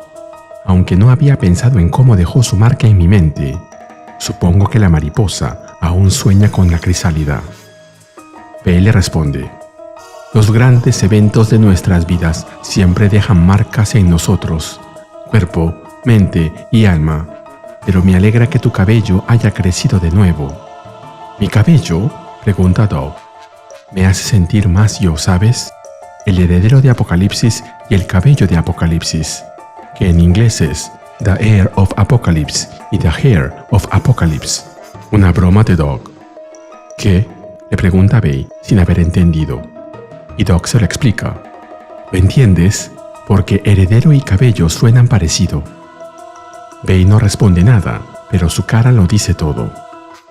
Luego se escucha un ruido como de vidrios rompiéndose y vemos a Warlock sorprendido, preguntando si su amigo está bien. Doug le responde que su esposa lo arrojó por la ventana y que probablemente lo merecía. Warlock pregunta si acaso Doug está haciendo más experimentos con el humor, y Bay le responde que sí, mientras baja las escaleras. Aunque agrega que es difícil de decir, ya que lo que hace le provoca un nivel de dolor que no suele asociarse con la risa. Luego le lanza sus ropas y le dice que se vista, que tienen trabajo que hacer. Poco después, Doug, Bay y Warlock están desayunando. Doug explica: aquí vamos. Cuando Apocalipsis me transformó en esto, en Revelation, fue para asumir su misión, la supervivencia del más apto. Parte de eso fue elevarme a lo que él consideraba apto. De ahí el gran cambio. Como un ejemplo elegido al azar y sin razón particular, puedo sobrevivir al ser lanzado por la ventana por la cruel e irrazonable, aunque impresionante, mujer con la que me casé. Así como varios proyectiles de pan horneado lanzados por la misma, agrega, mientras Bey se los lanza. Pero lo más importante es que mi poder mutante recibió la misma mejora. Bey le responde: habla con la autoridad del mismo Apocalipsis y obtén obediencia de todas las mentes que puedan escucharte. Warlock comenta que eso significa que Doug tiene acceso de administrador a todas las mentes pensantes, a lo que Doug asiente. Luego agrega: esencialmente sí, mi poder mutante lingüístico ahora es de entrada y salida. Así es como se siente. Solo estoy hackeando mentes con el lenguaje de la misma forma que solía hackear computadoras con código, lo que conlleva serias consideraciones éticas. Es el tipo de cosas que Xavier solía hacer. Solía hacerlo todo el tiempo. Y cada vez que cruzaba una línea, se lo justificaba a sí mismo, lo que hacía cruzar la siguiente línea aún más fácil. Yo le dije, allá en Krakoa, necesitamos ser buenos o no somos nada. Y todavía creo en eso. Lo primero que Apocalipsis me dijo después de cambiarme fue: levántate y conoce a tus primeros discípulos. Pero estaba equivocado. No son mis discípulos, son mi familia. Tenemos un propósito que se nos ha dado: supervivencia del más apto. Pero Apocalipsis nunca tuvo éxito en ese propósito en todos sus años. Así que necesitamos una nueva visión de una misión muy antigua. ¿Qué significa la supervivencia del más apto para nuestro propósito? ¿Cómo se ve? Solía hackear computadoras. Ahora puedo hackear personas. Pero tenemos que hackear el planeta. Como comentario, aquí Doug lleva puesta una camiseta con el mensaje de la primera Hellfire Vigil, la primera vigilia después del fin de Krakoa, que también subiré al canal. El mensaje dice: Krakoa was for lovers. Krakoa era para los amantes. Al ver que ninguno de los dos reacciona, añade: quiero decir, o cierto, ninguno de ustedes ha visto esa película. Probablemente sea lo mejor. No necesito que me lancen por la ventana 2 veces esta mañana.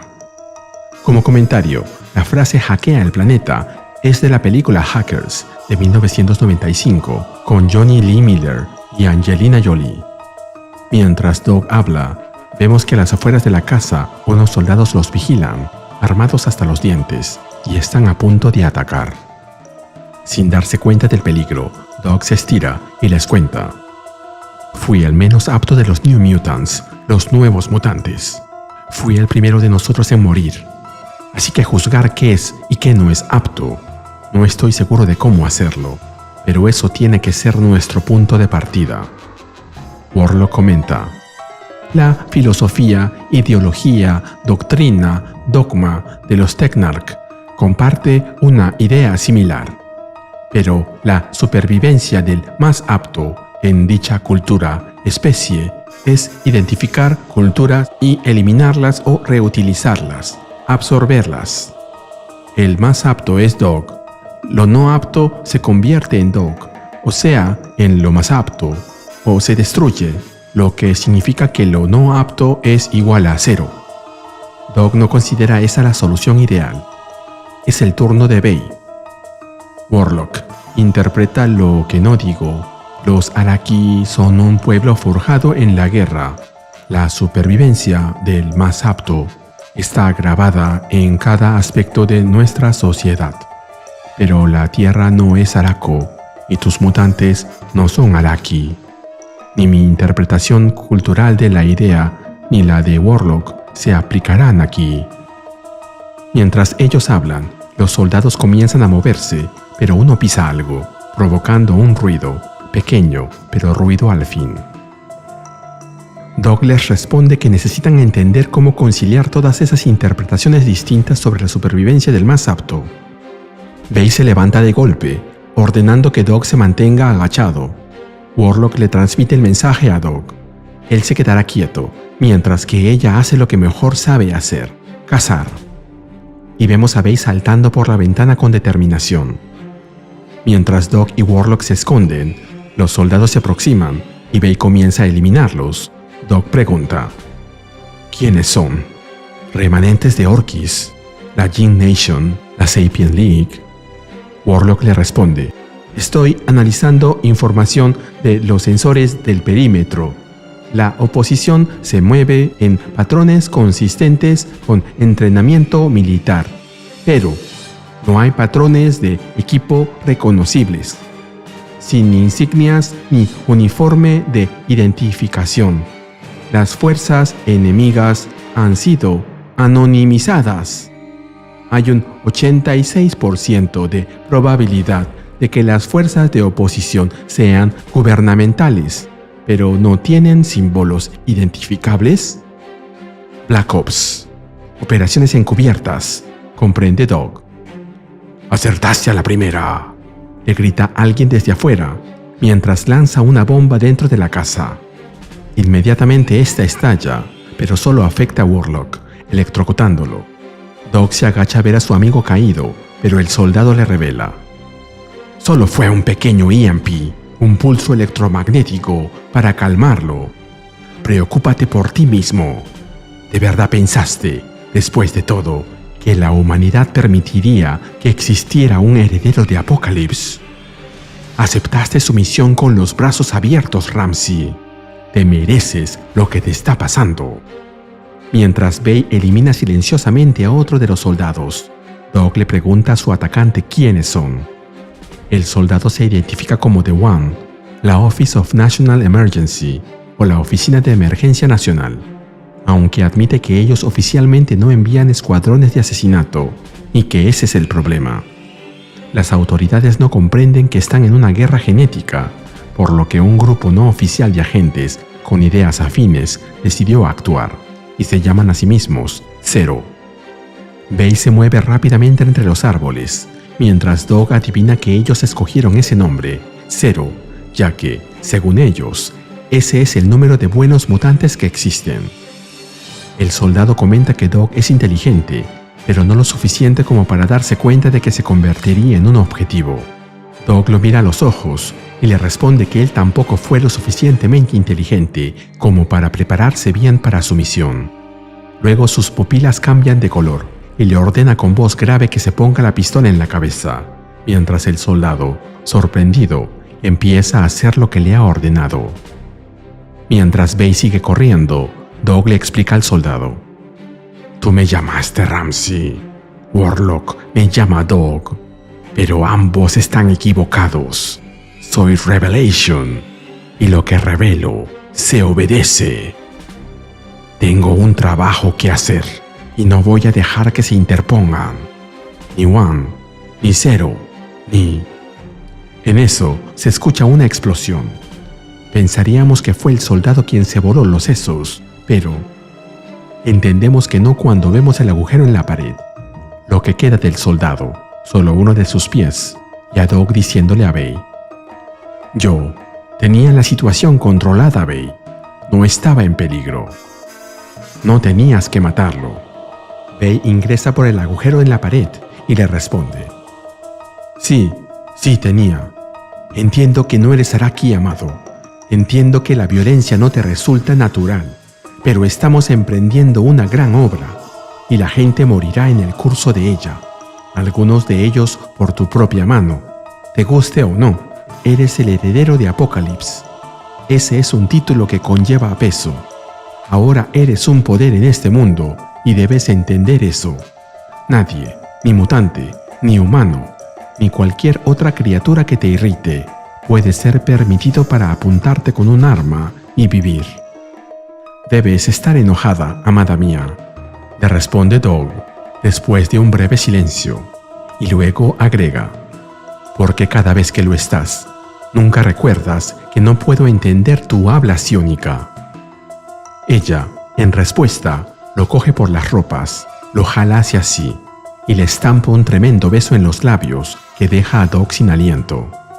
Cuando se separan, él la mira a los ojos y le dice: eso, lo entendí. Está bien, movámonos. Tú recoge nuestras cosas, yo reiniciaré a Warlock. Quemaremos la cabaña. Para cuando terminen de contar los huesos de sus propios muertos y de revisar las cenizas buscando nuestros cuerpos, ya habremos desaparecido. Y mientras vemos cómo se van de ahí, con Warlock de nuevo operativo, con Bay con su traje puesto y con Doc con su camiseta en honor a Krakoa, terminamos con Doc, quien dice: con Zero tras nosotros, deberíamos dirigirnos al norte, porque si vamos a cambiar el mundo, nos vendrían bien algunos X-Men. La historia comienza en Merle, Alaska.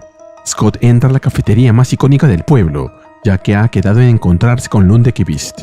Apenas abre la puerta, le dice: «Hazlo rápido, Lundekvist. Tengo cosas que hacer». Pero Lundekvist responde con un fuerte izquierdazo en la mejilla, mientras le dice: «Pueden esperar. Levántate, Cyclops. Tú y yo tenemos algunos asuntos que resolver». Nos movemos a la fábrica que sirve como base de operaciones de los X-Men. Juggernaut se encuentra junto a Magik, trabajando en algo. Él comenta que hacer eso casi le hace extrañar ser un supervillano, ya que recoger escombros no es tan entretenido como crearlos. Finalmente, termina de mover las piezas más grandes y le aclara a Magik que no se pondrá a barrer el resto. Quentin aparece y comenta que cree que ya tienen suficiente, sumando todo el material de centinelas que tienen desperdigado por todas partes. Viendo que sostiene un objeto, Magik le pregunta qué es, y Quentin responde: «Esto es el Marauder, o la pieza más importante de todos modos. Emma Frost robó el Mercury de Eden Rixlow, algún tipo de estafador alienígena. Kitty Pryde lo renombró como el Marauder 2. El cual tú robaste», añade Illyana, pero Quentin lo niega. «Lo recuperé, lo salvé». Mi punto es que el Marauder es una nave biomecánica que cambia de forma con aviónica telepática, y esta es su memoria central viva. Así que dicho todo eso, esta es la parte importante del Marauder. Lo he despertado telepáticamente y le he dado sus instrucciones y todo el material que necesita. Ahora solo tenemos que esperar. ¿Esperar? ¿Para qué, pequeñín?, le pregunta Cain. «Para que el Marauder se reconstruya», responde Quentin. «Quiere volar, y le debemos toda la ayuda que podamos darle». Volvemos a la cafetería, donde Scott y Lundekvist se enfrentan. «¿Has perdido la cabeza, agente Lundekvist?», le pregunta Scott, y Lundekvist responde: «Debo haberlo hecho, porque pensé que tú y yo teníamos un entendimiento después de la última vez. Pensé que, aunque no me agradabas, podría confiar en tus sentidos de lo correcto. Pero entonces una nueva organización terrorista mutante se presenta al mundo durante tu vigilia. Lo que se vio en X-Men de Hellfire Vigil número 1. Incluso publicaron un comunicado de prensa, un manifiesto, reivindicando la responsabilidad por la Mutant Contagion, el contagio mutante. Pero no es una plaga, ¿verdad? Tresca está convirtiendo humanos en mutantes. Te digo esto porque quiero dejar claro lo que sé, no porque crea que es información nueva para ti, Summers, porque has sabido de Tresca y lo que están haciendo desde hace mucho más tiempo que yo, ¿no es así?» «¿Qué quieres de mí, Lundekvist?», pregunta Scott. «¿Una disculpa?» «No, quiero que levantes los puños», responde Lundekvist, mirándolo con odio ante la sorpresa de los demás comensales. Nos movemos de regreso a la fábrica. Psylocke le pregunta a Heidi si tiene novio, ya que la vio intercambiando saliva con Ransom durante la Hellfire Vigil. Heidi responde que es pronto para usar esa palabra. Quanon hace énfasis en el hecho de que el muchacho es del bando contrario, los X-Men de Luisiana, y lo considera un escándalo. Heidi dice que eso lo hace más interesante y le pregunta si ha visto a Valentín. Psylocke responde que no sin esa horrible máscara. Heidi le pregunta si Scott se enojará. Quanon le contesta que Scott últimamente siempre está molesto, pero que mientras el chico sea bueno con ella, eso es lo que importa. ¿Bueno? ¿No es tu novio un ladrón de bancos?, pregunta Heidi. Psylocke responde: John Greycrow persigue ingresos no tradicionales y es bueno conmigo. ya que ser lo contrario sería un riesgo mortal, agrega Temper. Y hablando de novios y novias, ¿qué pasa con Hank y Jen?, pregunta luego. Nos movemos con Hank y Jennifer. Ella le pregunta, ¿qué pasa, Hank? Oh, tu adorado Quinjet. Está destrozado. Apenas lo había hecho volar de nuevo, responde Hank, con todas sus piezas originales. Ah, bueno, la vida de un X-Man, supongo. Luego ambos se quedan callados por un momento, hasta que Jennifer rompe el silencio y le pregunta, ¿no les contaste, verdad? ¿Sobre lo que dijo ese hombre? Que me han invitado a unirme a la colección más prometedora de terroristas genéticos en días recientes, responde Hank, que, según ellos, soy prácticamente su heredero. No, Jen, no lo he hecho. Nos divertimos en la vigilia, Hank, le recuerda Jennifer, lo que también se vio en X-Men Hellfire Vigil. Estar allí, tú y yo.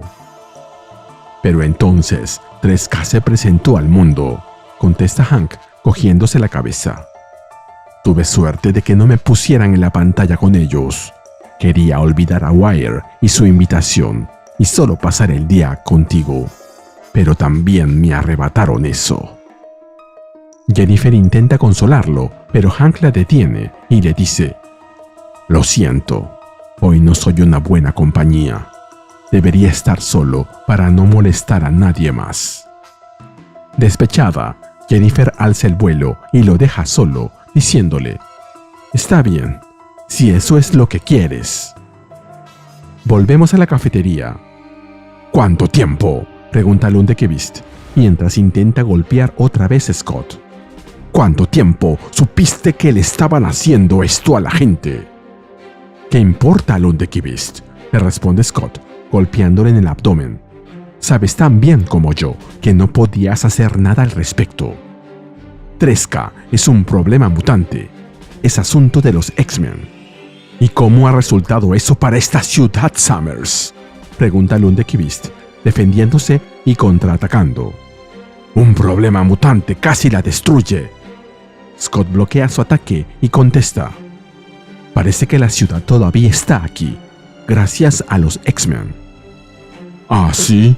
Entonces Ben Liu es un X-Man ahora, ¿eh?, pregunta Lundekvist, conectando un rodillazo. ¿Me estás diciendo que eso es oficial? Scott le pregunta de qué está hablando y Lundekvist le confiesa. Sí, sé que está aquí. Sé que estuvo en Merle la noche que el monstruo mutante gigante atacó la ciudad. Ben Liu, el mutante que dijiste que estaba muerto. El mutante que destruyó San Francisco. ¿Qué esperabas que hiciera, Lundekvist?, responde Scott. ¿Que lo dejara en manos del ejército? Si lo hubiera hecho, Ben estaría muerto. Y quién sabe cuántos en Merle también, porque no habría estado aquí esa noche. Tú lo dijiste. Estuvo aquí. Salvó esta ciudad. Nos movemos a las afueras de la fábrica, donde Ben y Glob juegan al baloncesto. Ben se sorprende por la habilidad de Glob, quien responde que probablemente se deba a que sus manos son pegajosas y tienen mucho agarre. Mientras intercambian bromas, Ben le pregunta, ¿cómo eres tan positivo todo el tiempo? Sin ofender, pero el Gen X te cambió bastante. Glob responde, no sé, no es que fuera un gran tipo antes de cambiar, y ahora soy un X-Man, lo cual quizás sea lo más genial que uno pueda hacer.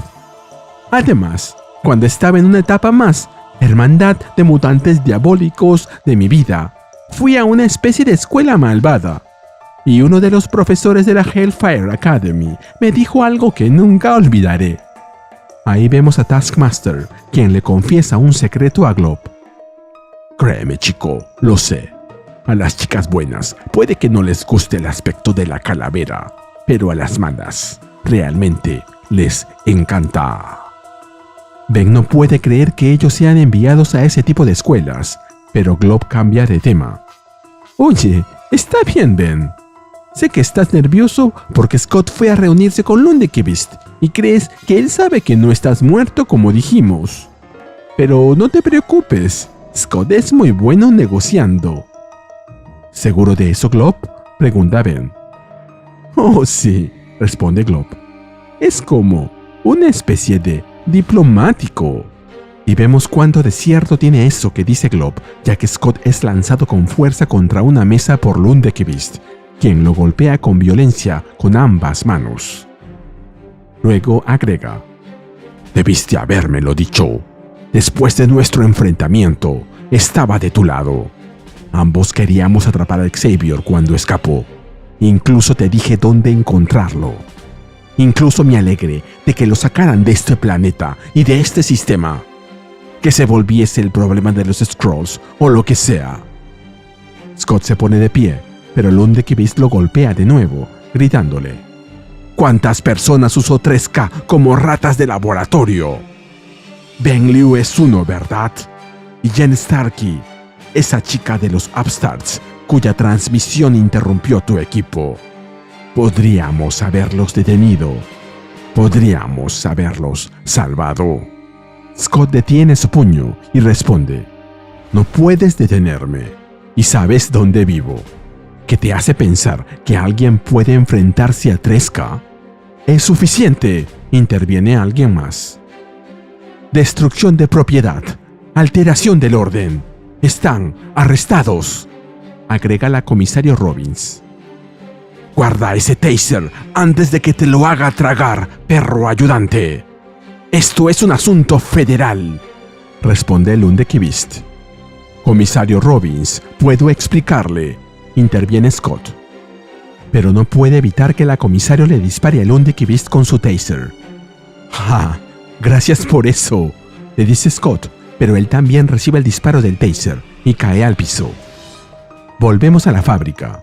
La mayoría de los X-Men están reunidos y Psylocke pregunta: ¿dónde demonios está Scott?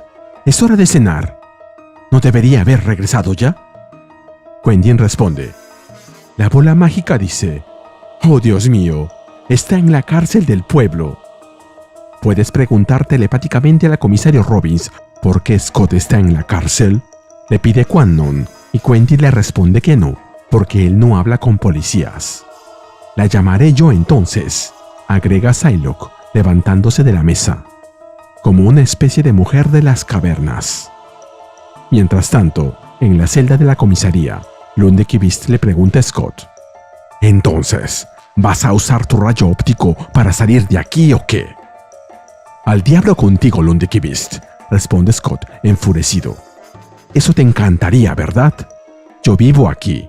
No voy a salir de la cárcel usando mis poderes, así como no iba a ser yo quien atacara a un agente federal en un restaurante, como querías que hiciera.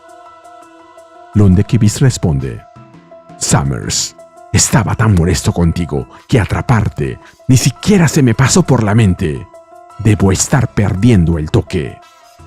Dime, Lundekvist, ¿es algo personal para ti o algo abstracto? Le pregunta Cyclops. ¿Por qué odias a los mutantes? ¿Alguno de nosotros te hizo algo o simplemente odias a nuestra especie? ¿Odiar a los mutantes? ¿Quién odia a los mutantes?, le pregunta Lundekvist.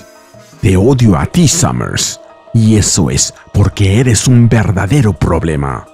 Pero no odio a los mutantes. Déjame decirte lo que los mutantes son para mí. Vi una película en la televisión una vez, en un hotel. Toda una clase de adolescentes es enviada a una isla y tienen que matarse entre ellos para sobrevivir. La he visto, responde Scott. No sé a dónde quieres llegar con esta analogía, pero se tambalea.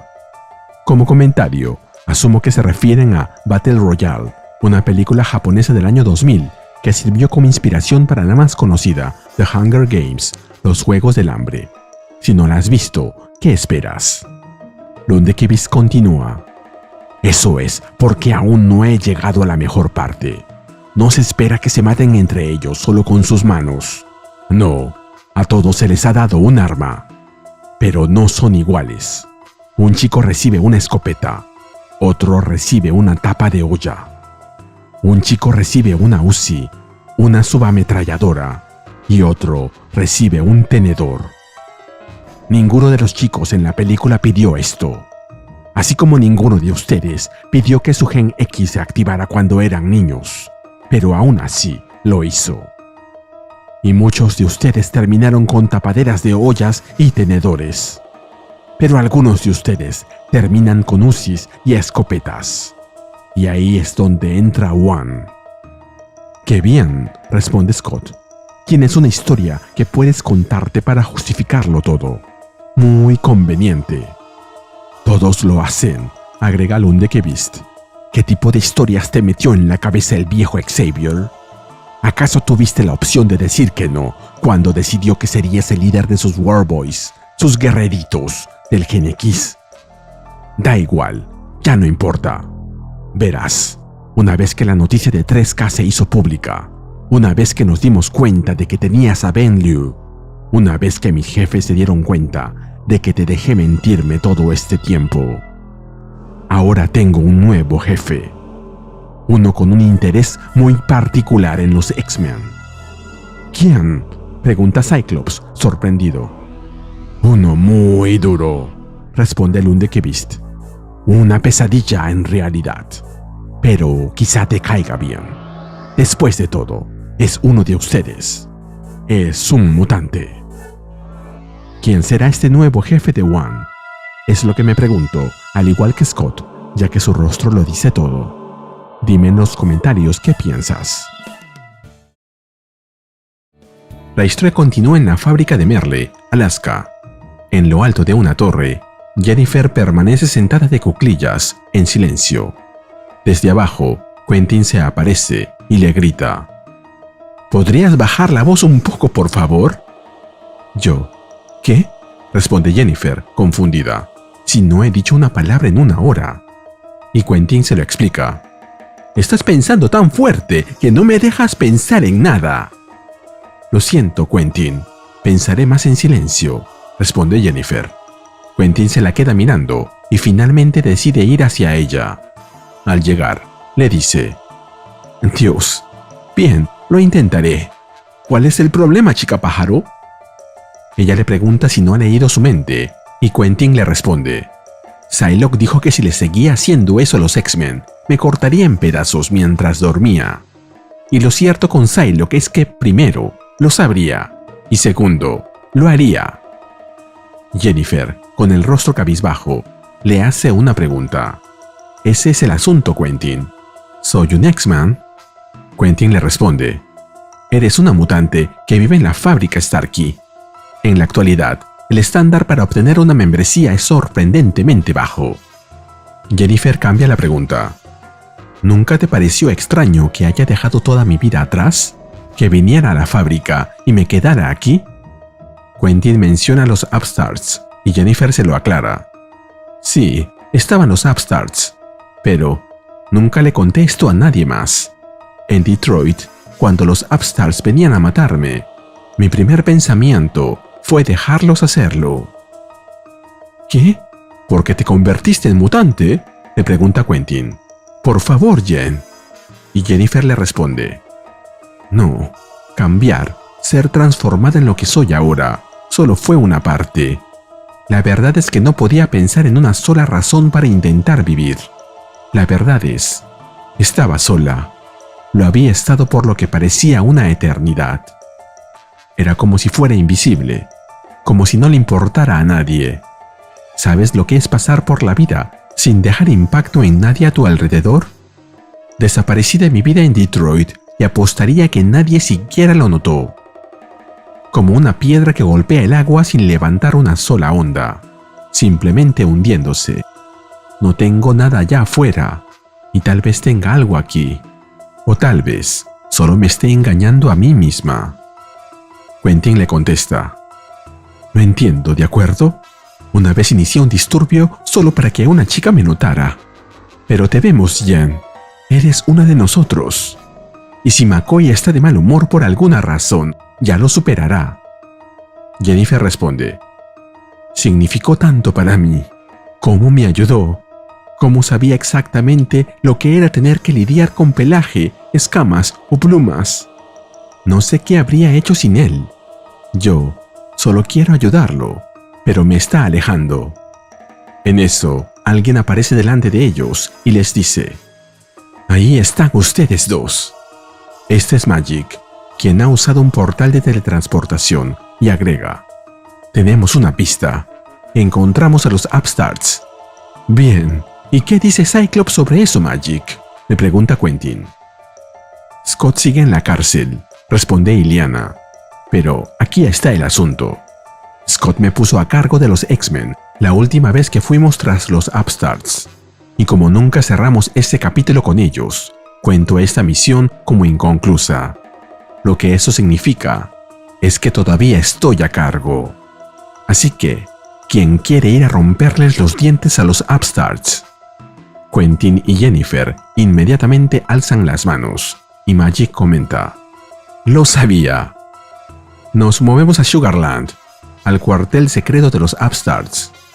Trevor Fitzroy, el líder del grupo, a quien vimos en el número 4 persiguiendo a Jennifer, está mirando algo en una tablet, mientras una voz le dice: «No creo que pueda decir que no he sido generoso como tu patrocinador, Trevor. Así que, siguiendo esa línea de pensamiento, no creo que puedas decir que estoy siendo poco razonable cuando siento cierta ansiedad, digamos, al ver que tu grupo ha fallado continuamente en traerme lo que quiero. O, dicho de otra forma, ¿dónde está mi maldito mutante activado en la adultez, maldito estúpido bastardo?». Obviamente, este es Sugarman, y su reacción hace que Trevor suelte la tablet, sorprendido. Luego, mientras se quita la saliva de Sugarman de la cara, le responde: «Hay demasiado pocos allá afuera, Sugarman. Quien sea que los estaba criando aparentemente se detuvo, o son más difíciles de encontrar ahora. Por eso te facilité las cosas, para tu última oportunidad», agrega Sugarman. «Los X-Men vienen en camino». «¿Qué quieres decir?», pregunta Trevor, y Sugarman le responde: «Los X-Men se llevaron a nuestro último objetivo, así que desactivé el escudo psiónico que impedía que te encontraran». «¿Estás loco?», le pregunta Trevor, entrando en pánico, y Sugarman responde: «Tal vez, pero si los X-Men convirtieron a su pequeño mutante sin rumbo en uno de ellos, y siempre lo hacen, entonces lo traerán directo a ti». Luego, mientras se marcha, se despide diciendo: «Buena suerte. Voy a revisar mis otros proyectos». Trevor inmediatamente alza la voz de alarma, llamando a los demás miembros de su equipo, pero Magik y los X-Men ya están ahí. Magik, Quentin, Juggernaut y Jennifer han llegado. Magik, liderando el equipo, le dice: «Fitzroy, retomemos las cosas donde las dejamos». Los Upstarts salen inmediatamente a ver qué está pasando. Magik, por su parte, les dice a los demás que eviten que Fitzroy escape teletransportándose. Quentin asegura que se encargará de eso, ya que hará que se olvide de cómo hacerlo. En respuesta, Fitzroy le ordena a Orbit que lo neutralice, y este lo hace, lanzándole sus esferas gravitatorias, que le causan vértigo y lo hacen vomitar. Magik se alarma al ver esa asquerosidad, y le pide a su equipo que destruya a los enemigos sin contemplaciones. Fitzroy continúa dando órdenes. «Ocelot, acaba con el niño psíquico antes de que se recupere. Orbit, encárgate de Juggernaut. Orifice, tú y yo nos encargaremos de Magik». «¿Y qué pasa con la que se escapó?», pregunta Orifice. Y Fitzroy le responde: Ella no es nada, solo es el premio». El ataque empieza. Ocelot se lanza con ferocidad sobre Quentin, comentando que hace tiempo que no hace sashimi de niños. Sin embargo, Juggernaut responde de inmediato, derribándolo con un golpe brutal que lo manda a volar lejos, mientras exclama: «¡Sashimi de niños! ¡Caramba!». Ocelot frena su caída con sus garras y le responde: «¡Ay! El Juggernaut, todo delicadito. ¿Qué te pasó, hombre? Solía ser brutal». Juggernaut le responde: «Puedo ser brutal. ¿Quieres brutalidad? Voy a retorcerte la cabeza si pones una garra sobre el enano. ¿Eso es lo bastante brutal para ti?». «Nah, no me lo creo», le responde Ocelot, sonriendo. «Ahora eres un X-Man. Te has ablandado. mientras se lanza el ataque de nuevo. Mientras tanto, Magik se ve rodeada de rayos de energía verde que salen desde el suelo. Estos son lanzados por Orifice, pero Fitzroy usa sus poderes de teletransportación para cambiar su ubicación. Y le pregunta a Illyana: ¿qué opinas, Magik? Los rayos vómito de Orifice junto a mis portales. Un circuito mutante. Bastante ingenioso, ¿no?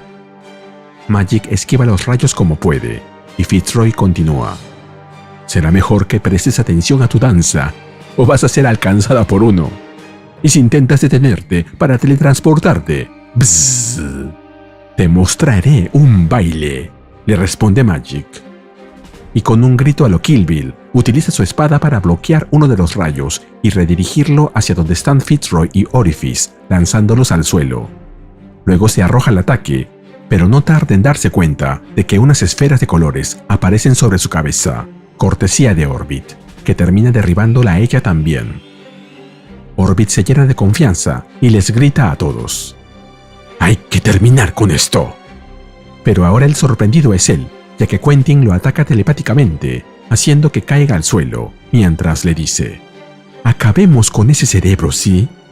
«Sí, hagámoslo», agrega Ocelot, quien esquiva el agarre de Juggernaut, saltando por encima de él, en dirección a Quentin.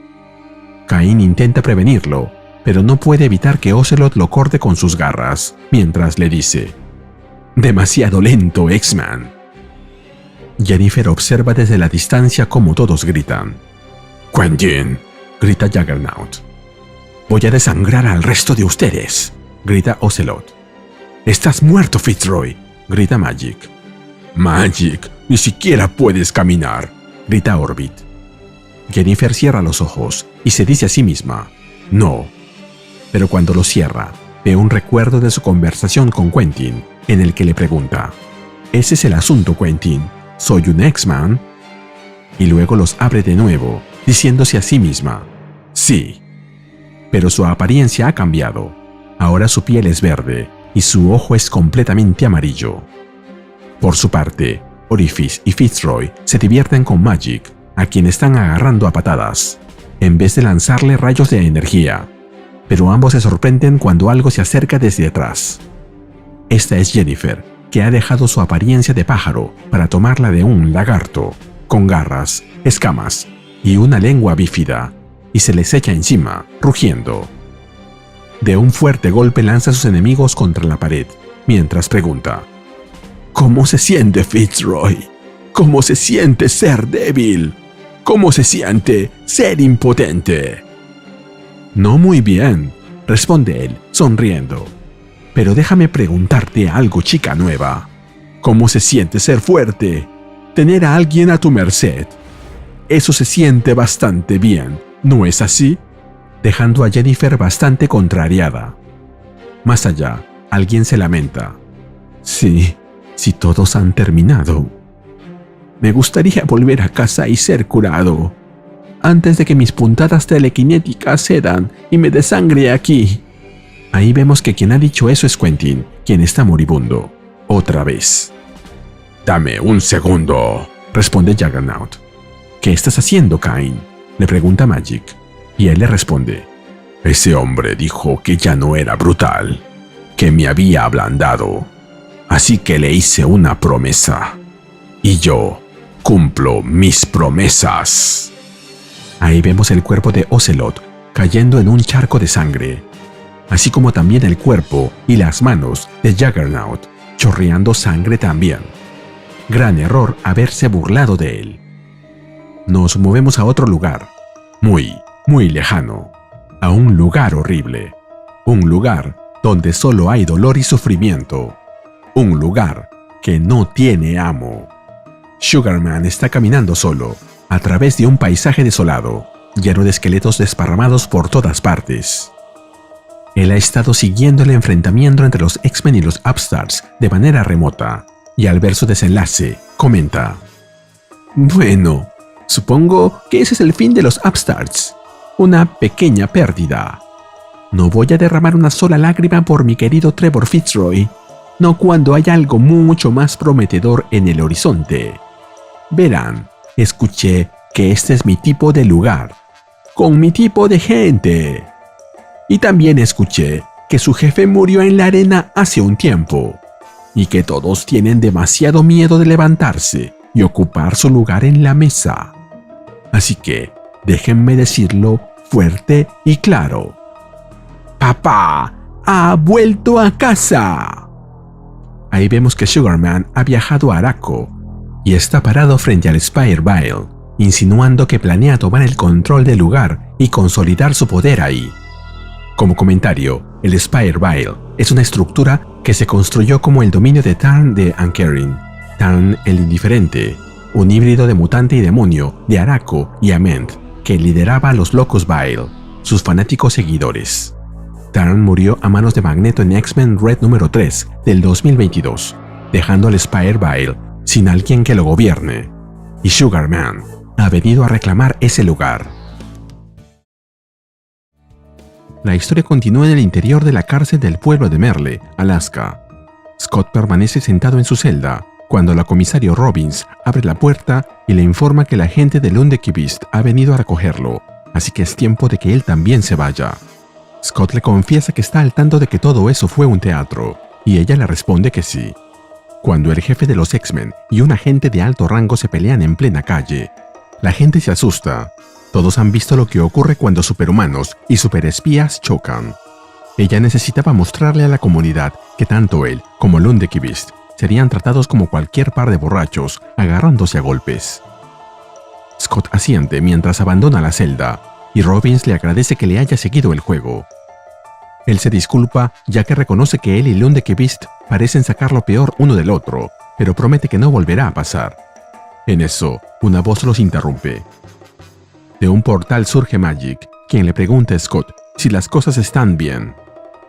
Desde atrás, la comisaria le responde que sí, pero Magik le aclara que no hablaba con ella. Scott le pide calma. Robbins es una amiga. Y Liana replica que es una amiga que metió a uno de los suyos en la cárcel.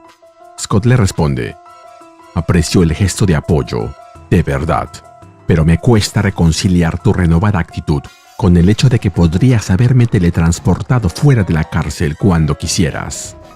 Lo cual me lleva a preguntarme, ¿qué estabas haciendo mientras yo estaba aquí? Porque si te sientes lo bastante culpable como para montar un espectáculo como este, debe ser por algo que no me va a gustar oír. Nos movemos a la fábrica. Fitzroy está encerrado en una celda y fuera de ella Temper y Psylocke lo observan. Fitzroy comenta: los X-Men, carceleros de sus propios mutantes. Oh, qué bajo han caído los poderosos. ¿Con quién crees que estás hablando, Fitzroy? ¿Nightcrawler? Le responde Psylocke. Estás vivo y entero, incluso contra mi voluntad. Sé agradecido. Heidi le explica que tuvieron que disuadirla de cortar pedacitos de su cuerpo. Fitzroy levanta la mirada y le responde: amenazas, amenazas, amenazas, Psylocke. Traducción: palabrería. Les encanta hablar de lo duros que son con los mutantes peligrosos. Ustedes, los X-Men de Alaska. Pero lo que yo veo es un montón de cobardes, escondiéndose del mundo en un lugar en el que nadie más quería estar. Esto hace que Psylocke se enerve y se retire de ahí golpeando la pared. Heidi la sigue, preguntando qué harán con él y si cree que puede ser rehabilitado. Kwannon responde: creo en las segundas oportunidades, Temper. Hoy estoy viva, soy una X-Man, gracias a una segunda oportunidad. He matado a muchas personas en mi vida. Trevor Fitzroy también. Pero yo nunca encontré alegría en ello como él sí lo hizo. Y él no siente nada del arrepentimiento con el que yo vivo. Heidi insiste en saber qué harán con él, ya que supone que no atacaron Graymalkin solo para montar allí una prisión de mutantes. Psylocke le responde que Quentin seguirá suprimiendo su capacidad de teletransportarse y que permanecerá como su huésped hasta que puedan deshacerse de él. Él no es realmente su prisionero, sino un pago por servicios prestados, y le revela que, años atrás, Fitzroy asesinó a Margie Ongecover, un crimen que Christopher Aronson ha querido vengar durante mucho tiempo, y al entregar a Fitzroy a King Bedlam, se asegurarán la lealtad de Bedlam y de sus Hellions. Como comentario, Maggie Onge-Cover, Tarot, amante de King Bedlam, fue asesinada por Fitzroy en Uncanny X-Men número 282 de 1991. Nos movemos a otra zona de la fábrica. En el invernadero, Glob camina junto a Juggernaut, quien está cargando un par de sacos de fertilizante. Cain le pregunta si nunca han pensado en cultivar carne también, pero Glob le recuerda que él es vegetariano. Cain replica que él no lo es. Al ver las gallinas que Glob utiliza para producir huevos, le sugiere cocinar una con hierbas y especias. Incluso se ofrece a hacer el trabajo sucio por él. Pero Glob se mantiene firme. Él es quien cocina y no come ni prepara carne. En eso, una voz los interrumpe diciendo: «Tendrás que perdonar a Juggernaut, Glob. Él siempre ha estado demasiado dispuesto a tener sangre en sus manos. Por ejemplo, continúa Beast, me han dicho que mató a un hombre en su última salida no autorizada. O, más exactamente, le torció la cabeza hasta arrancársela». «Sí, Beast. ¿Y qué con eso?», responde Juggernaut. Glob, al ver la situación, aprovecha para marcharse, mientras que Hank continúa: «Somos los X-Men, Juggernaut. No matamos personas». «¿Quién lo dice?», pregunta Cain. «¿Has visto quiénes están en este equipo últimamente?», haciendo alusión a que el equipo está lleno de asesinos retirados: Psylocke, Magik, Quentin, Magneto, el mismo Beast. Hank le responde: «Sí, lo he hecho.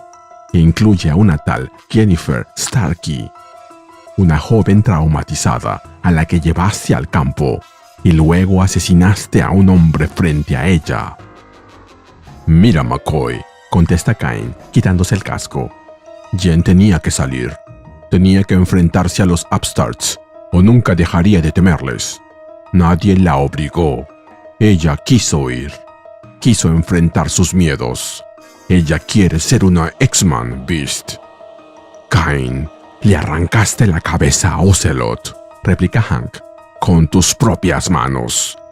Delante de ella». «Sí, lo hice», repite Cain, «y lo haría otra vez». «¿Cuántos mutantes mató con los Upstarts? ¿Cuántos más habría matado si no lo hubiera detenido?» «No somos un escuadrón de la muerte», replica Hank, cada vez más irritado. Pero Juggernaut no se amilana y responde: «Tal vez tú no. Yo estoy en el terreno. Estoy en el campo. Estoy en la lucha, Beast. Y ni siquiera es mi pelea, como todos se apresuran a señalar, porque no soy un mutante. Pero aunque no sea mi pelea, es una pelea que debe librarse. Ustedes me lo demostraron en Krakoa. Los X-Men no matan. No me hagas reír», agrega luego, mientras se pone otra vez el casco y se marcha. «Charles les enseñó eso. Vaya chiste resultó ser, ¿eh? Tal vez debería haber sido honesto con ustedes. Los mutantes están en guerra, y en una guerra, la gente muere».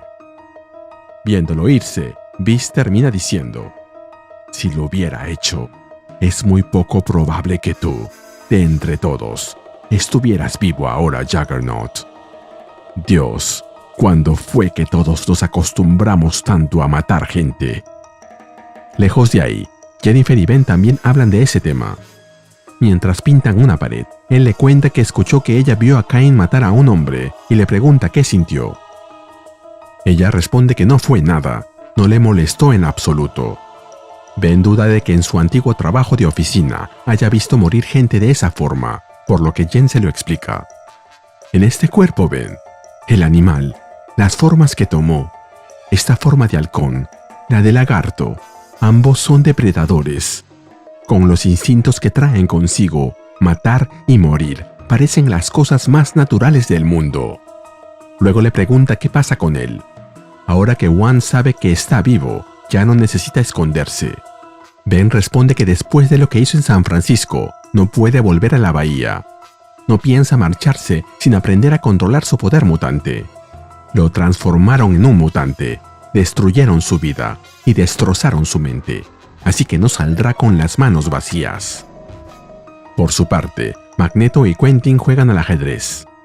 Magneto comenta que pensaba que Quentin era bueno en el juego. Quentin asegura que lo es. A lo que Magneto pregunta, mientras se toca el casco. Oh, incluso cuando no puedes leer la mente de tu oponente. Quentin se queda en silencio y luego confiesa. Está bien, no soy bueno en el ajedrez. En ese momento, un portal se abre de golpe y de él emergen Scott e Illyana. Al parecer, Illyana acaba de contarle lo que hizo en su ausencia y Scott reacciona diciendo: fueron contra los Upstarts, con solo 4 de ustedes, una de las cuales ni siquiera estaba entrenada para eso. Dios, Illyana, ¿en qué estabas pensando? A Illyana no le gusta ese tonito, así que se gira hacia él, furiosa, y le responde: pensaba que teníamos una oportunidad para ir contra los Upstarts. Pensaba que teníamos una breve ventana de tiempo para hacerlo. Pensaba que no teníamos tiempo para discutir con Beast antes de que esa ventana se cerrara. Tú no estabas aquí, porque estabas demasiado ocupado jugando el jueguito del Undeck Beast, con sus reglas. Así que tomé la decisión, como la ex gran capitana de Krakoa que soy. Ante esta reacción, Scott se baja todito y solo abre la boca para preguntarle si hubo bajas. Illyana le responde: uno de ellos muerto, Fitzroy bajo nuestra custodia. Quentin tuvo un rasguñito, pero Zorn lo sanó cuando volvimos a casa. Quentin interviene para aclarar que, en realidad, estaba sosteniendo sus tripas con su poder mental. Pero obviamente, nadie le hace caso. Psylocke y Temper ingresan en la sala y le dan la bienvenida a Scott a casa. Scott señala a Psylocke y le recuerda que ella debía estar al mando del equipo de campo en su ausencia. Quanon responde que lo está, pero que también le gusta animar a sus compañeros a mostrar iniciativa. Scott se da la vuelta, resignado, y luego les dice a todos: está bien, es hora de que nos pongamos en orden, X-Men. Desde la segunda Iron Knight, la segunda Noche de Hierro, hemos estado moviéndonos por todos lados, dispersos. Es hora de que recuperemos la orientación, de que nos reenfoquemos en nuestra misión. Todos lo miran seriamente, cuando en eso es interrumpido por Glob, quien le informa que tienen visitantes. Scott le pregunta quiénes son, y Glob responde que uno de ellos asegura ser Doug Ramsey, aunque no se parece al Doug de Krakoa. Afuera, en medio de la nieve, esperan Douglas Ramsey, o Revelation, el heredero de Apocalipsis, junto con su esposa Bay de Blood Moon, Bay la Luna de Sangre, y su amigo Warlock, el hijo de Magus. Poco después, frente a todos los miembros del equipo, comienza el intercambio entre Scott y Doug. Apenas se abre la puerta, Scott lo recibe diciendo: «Hola, Doug. Ha pasado un tiempo». Y Doug responde, sonriendo: «Scott, es bueno verte. Hemos recorrido un largo camino para estar aquí». Scott continúa: «Has experimentado algunos cambios. Nadie te ha visto desde Krakoa, pero ha habido rumores. Así que necesito saber, ¿estoy hablando con Doug Ramsey o con el heredero de Apocalipsis?» A Bay no le gusta el tono que usa, por lo que inmediatamente alza su lanza, diciéndole que cuide su lengua. Pero Doug la calma diciendo: «Está bien, Bay. Él es Scott Summers. Él siempre ha sido así». Luego se dirige a Scott y le dice: «Y para responder a tu pregunta, soy ambos. Soy Doug Ramsey, antes de los New Mutants, X-Factor, X-Force, X-Men. Nombra un escuadrón paramilitar mutante con una X en el nombre, y estuve en él. Pero también soy Revelation, el heredero de Apocalipsis». Psylocke señala que espera que entienda lo preocupante que eso resulta. Doug, sin perder la sonrisa, responde: «Claro, lo entiendo. Después de todo, yo estoy aquí para ver al heredero de Charles Xavier. Híjole». «Eso no es gracioso», le contesta Scott. «Vamos, sí lo es», replica Doug. «Así que mi padre era un hombre malo y aterrador. El tuyo también. ¿A quién le importa? Ellos quedaron fuera del tablero, los dos. Ninguno de ellos está siquiera en el planeta ya. Este mundo es nuestro ahora. Y podemos tomar los sueños defectuosos y monstruosos de nuestros predecesores y hacer de nuestro mundo uno mejor. Tú no eres Xavier. Yo no soy Apocalipsis. Tenemos lo que ellos nunca tuvieron, la oportunidad de evolucionar sus ideas y hacerlas nuestras. ser mejores. Mientras Scott se queda pensando en eso, Quentin interviene diciendo que le gusta lo que ha oído. Nuevas ideas, nuevos movimientos, nuevo poder, para luego preguntarle a Ramsey qué quiere de ellos. Doug le responde: ¿por qué crees que estamos aquí? Queremos unirnos a los X-Men. Yo, Warlock y Bay. Scott continúa pensando en silencio y finalmente responde: los X-Men no son una democracia. Nunca lo han sido. Pero quizá es hora de que lo seamos. Esta no es una decisión que yo pueda tomar por todos. Todos tienen un voto. 1 a 1, los X-Men emiten su voto. Claro que sí, estoy dentro, responde Quentin. Sí, agrega Magneto. Me abstengo. Hay demasiada historia aquí que no conozco, explica Beast. Sí, confirma Psylocke. ¿De qué estamos debatiendo aquí? Son mutantes fugitivos. Sí, interviene Temper. No conozco a ninguno de ellos y no soy un X-Man. Pero seguro, ¿por qué no? Declara Ben. Sí, afirma Illyana. Yo también, añade Juggernaut. Claro, yo también, concede Glob. Me abstengo, anuncia Thorne. Los X-Men me dieron un hogar cuando lo necesité. Deberíamos hacer lo mismo por ellos. Sí, asegura Jennifer. Entonces mi voto es sí, concluye finalmente Scott. Y luego agrega mientras le extiende la mano: Doug, Revelation, bienvenido a los X-Men. Espero que sobrevivamos a la experiencia, le responde Doug, mientras le extiende la mano también. De repente, un dolor intenso golpea a Scott, que se lleva las manos a la cabeza mientras una energía extraña lo rodea. Doug lo observa sorprendido, preguntándole qué ocurre. Scott apenas logra balbucear que es un ataque psíquico y llama a Quentin. Este empieza a escanearlo y le responde: no es un ataque telepático, es como si todo su cerebro estuviera fuera de fase. Heidi pregunta qué significa eso y Quentin le responde que no lo sabe, mientras que Psylocke y los demás se preparan para intervenir. Pero no necesitarán hacerlo, ya que nadie está atacando a Scott. Lo que él está viendo es una imagen de sí mismo, pero con barba, un traje diferente y más envejecido. Y esta versión suya está disparando un potente rayo óptico hacia el cielo. Lo que sucede después se nos contará en X-Men Age of Revolution Overture, que es donde el evento Age of Revelation, la era de revelación, comienza.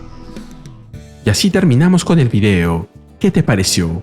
Dímelo en los comentarios y te espero en el siguiente video de Ryusei Comics. Nos vemos allí.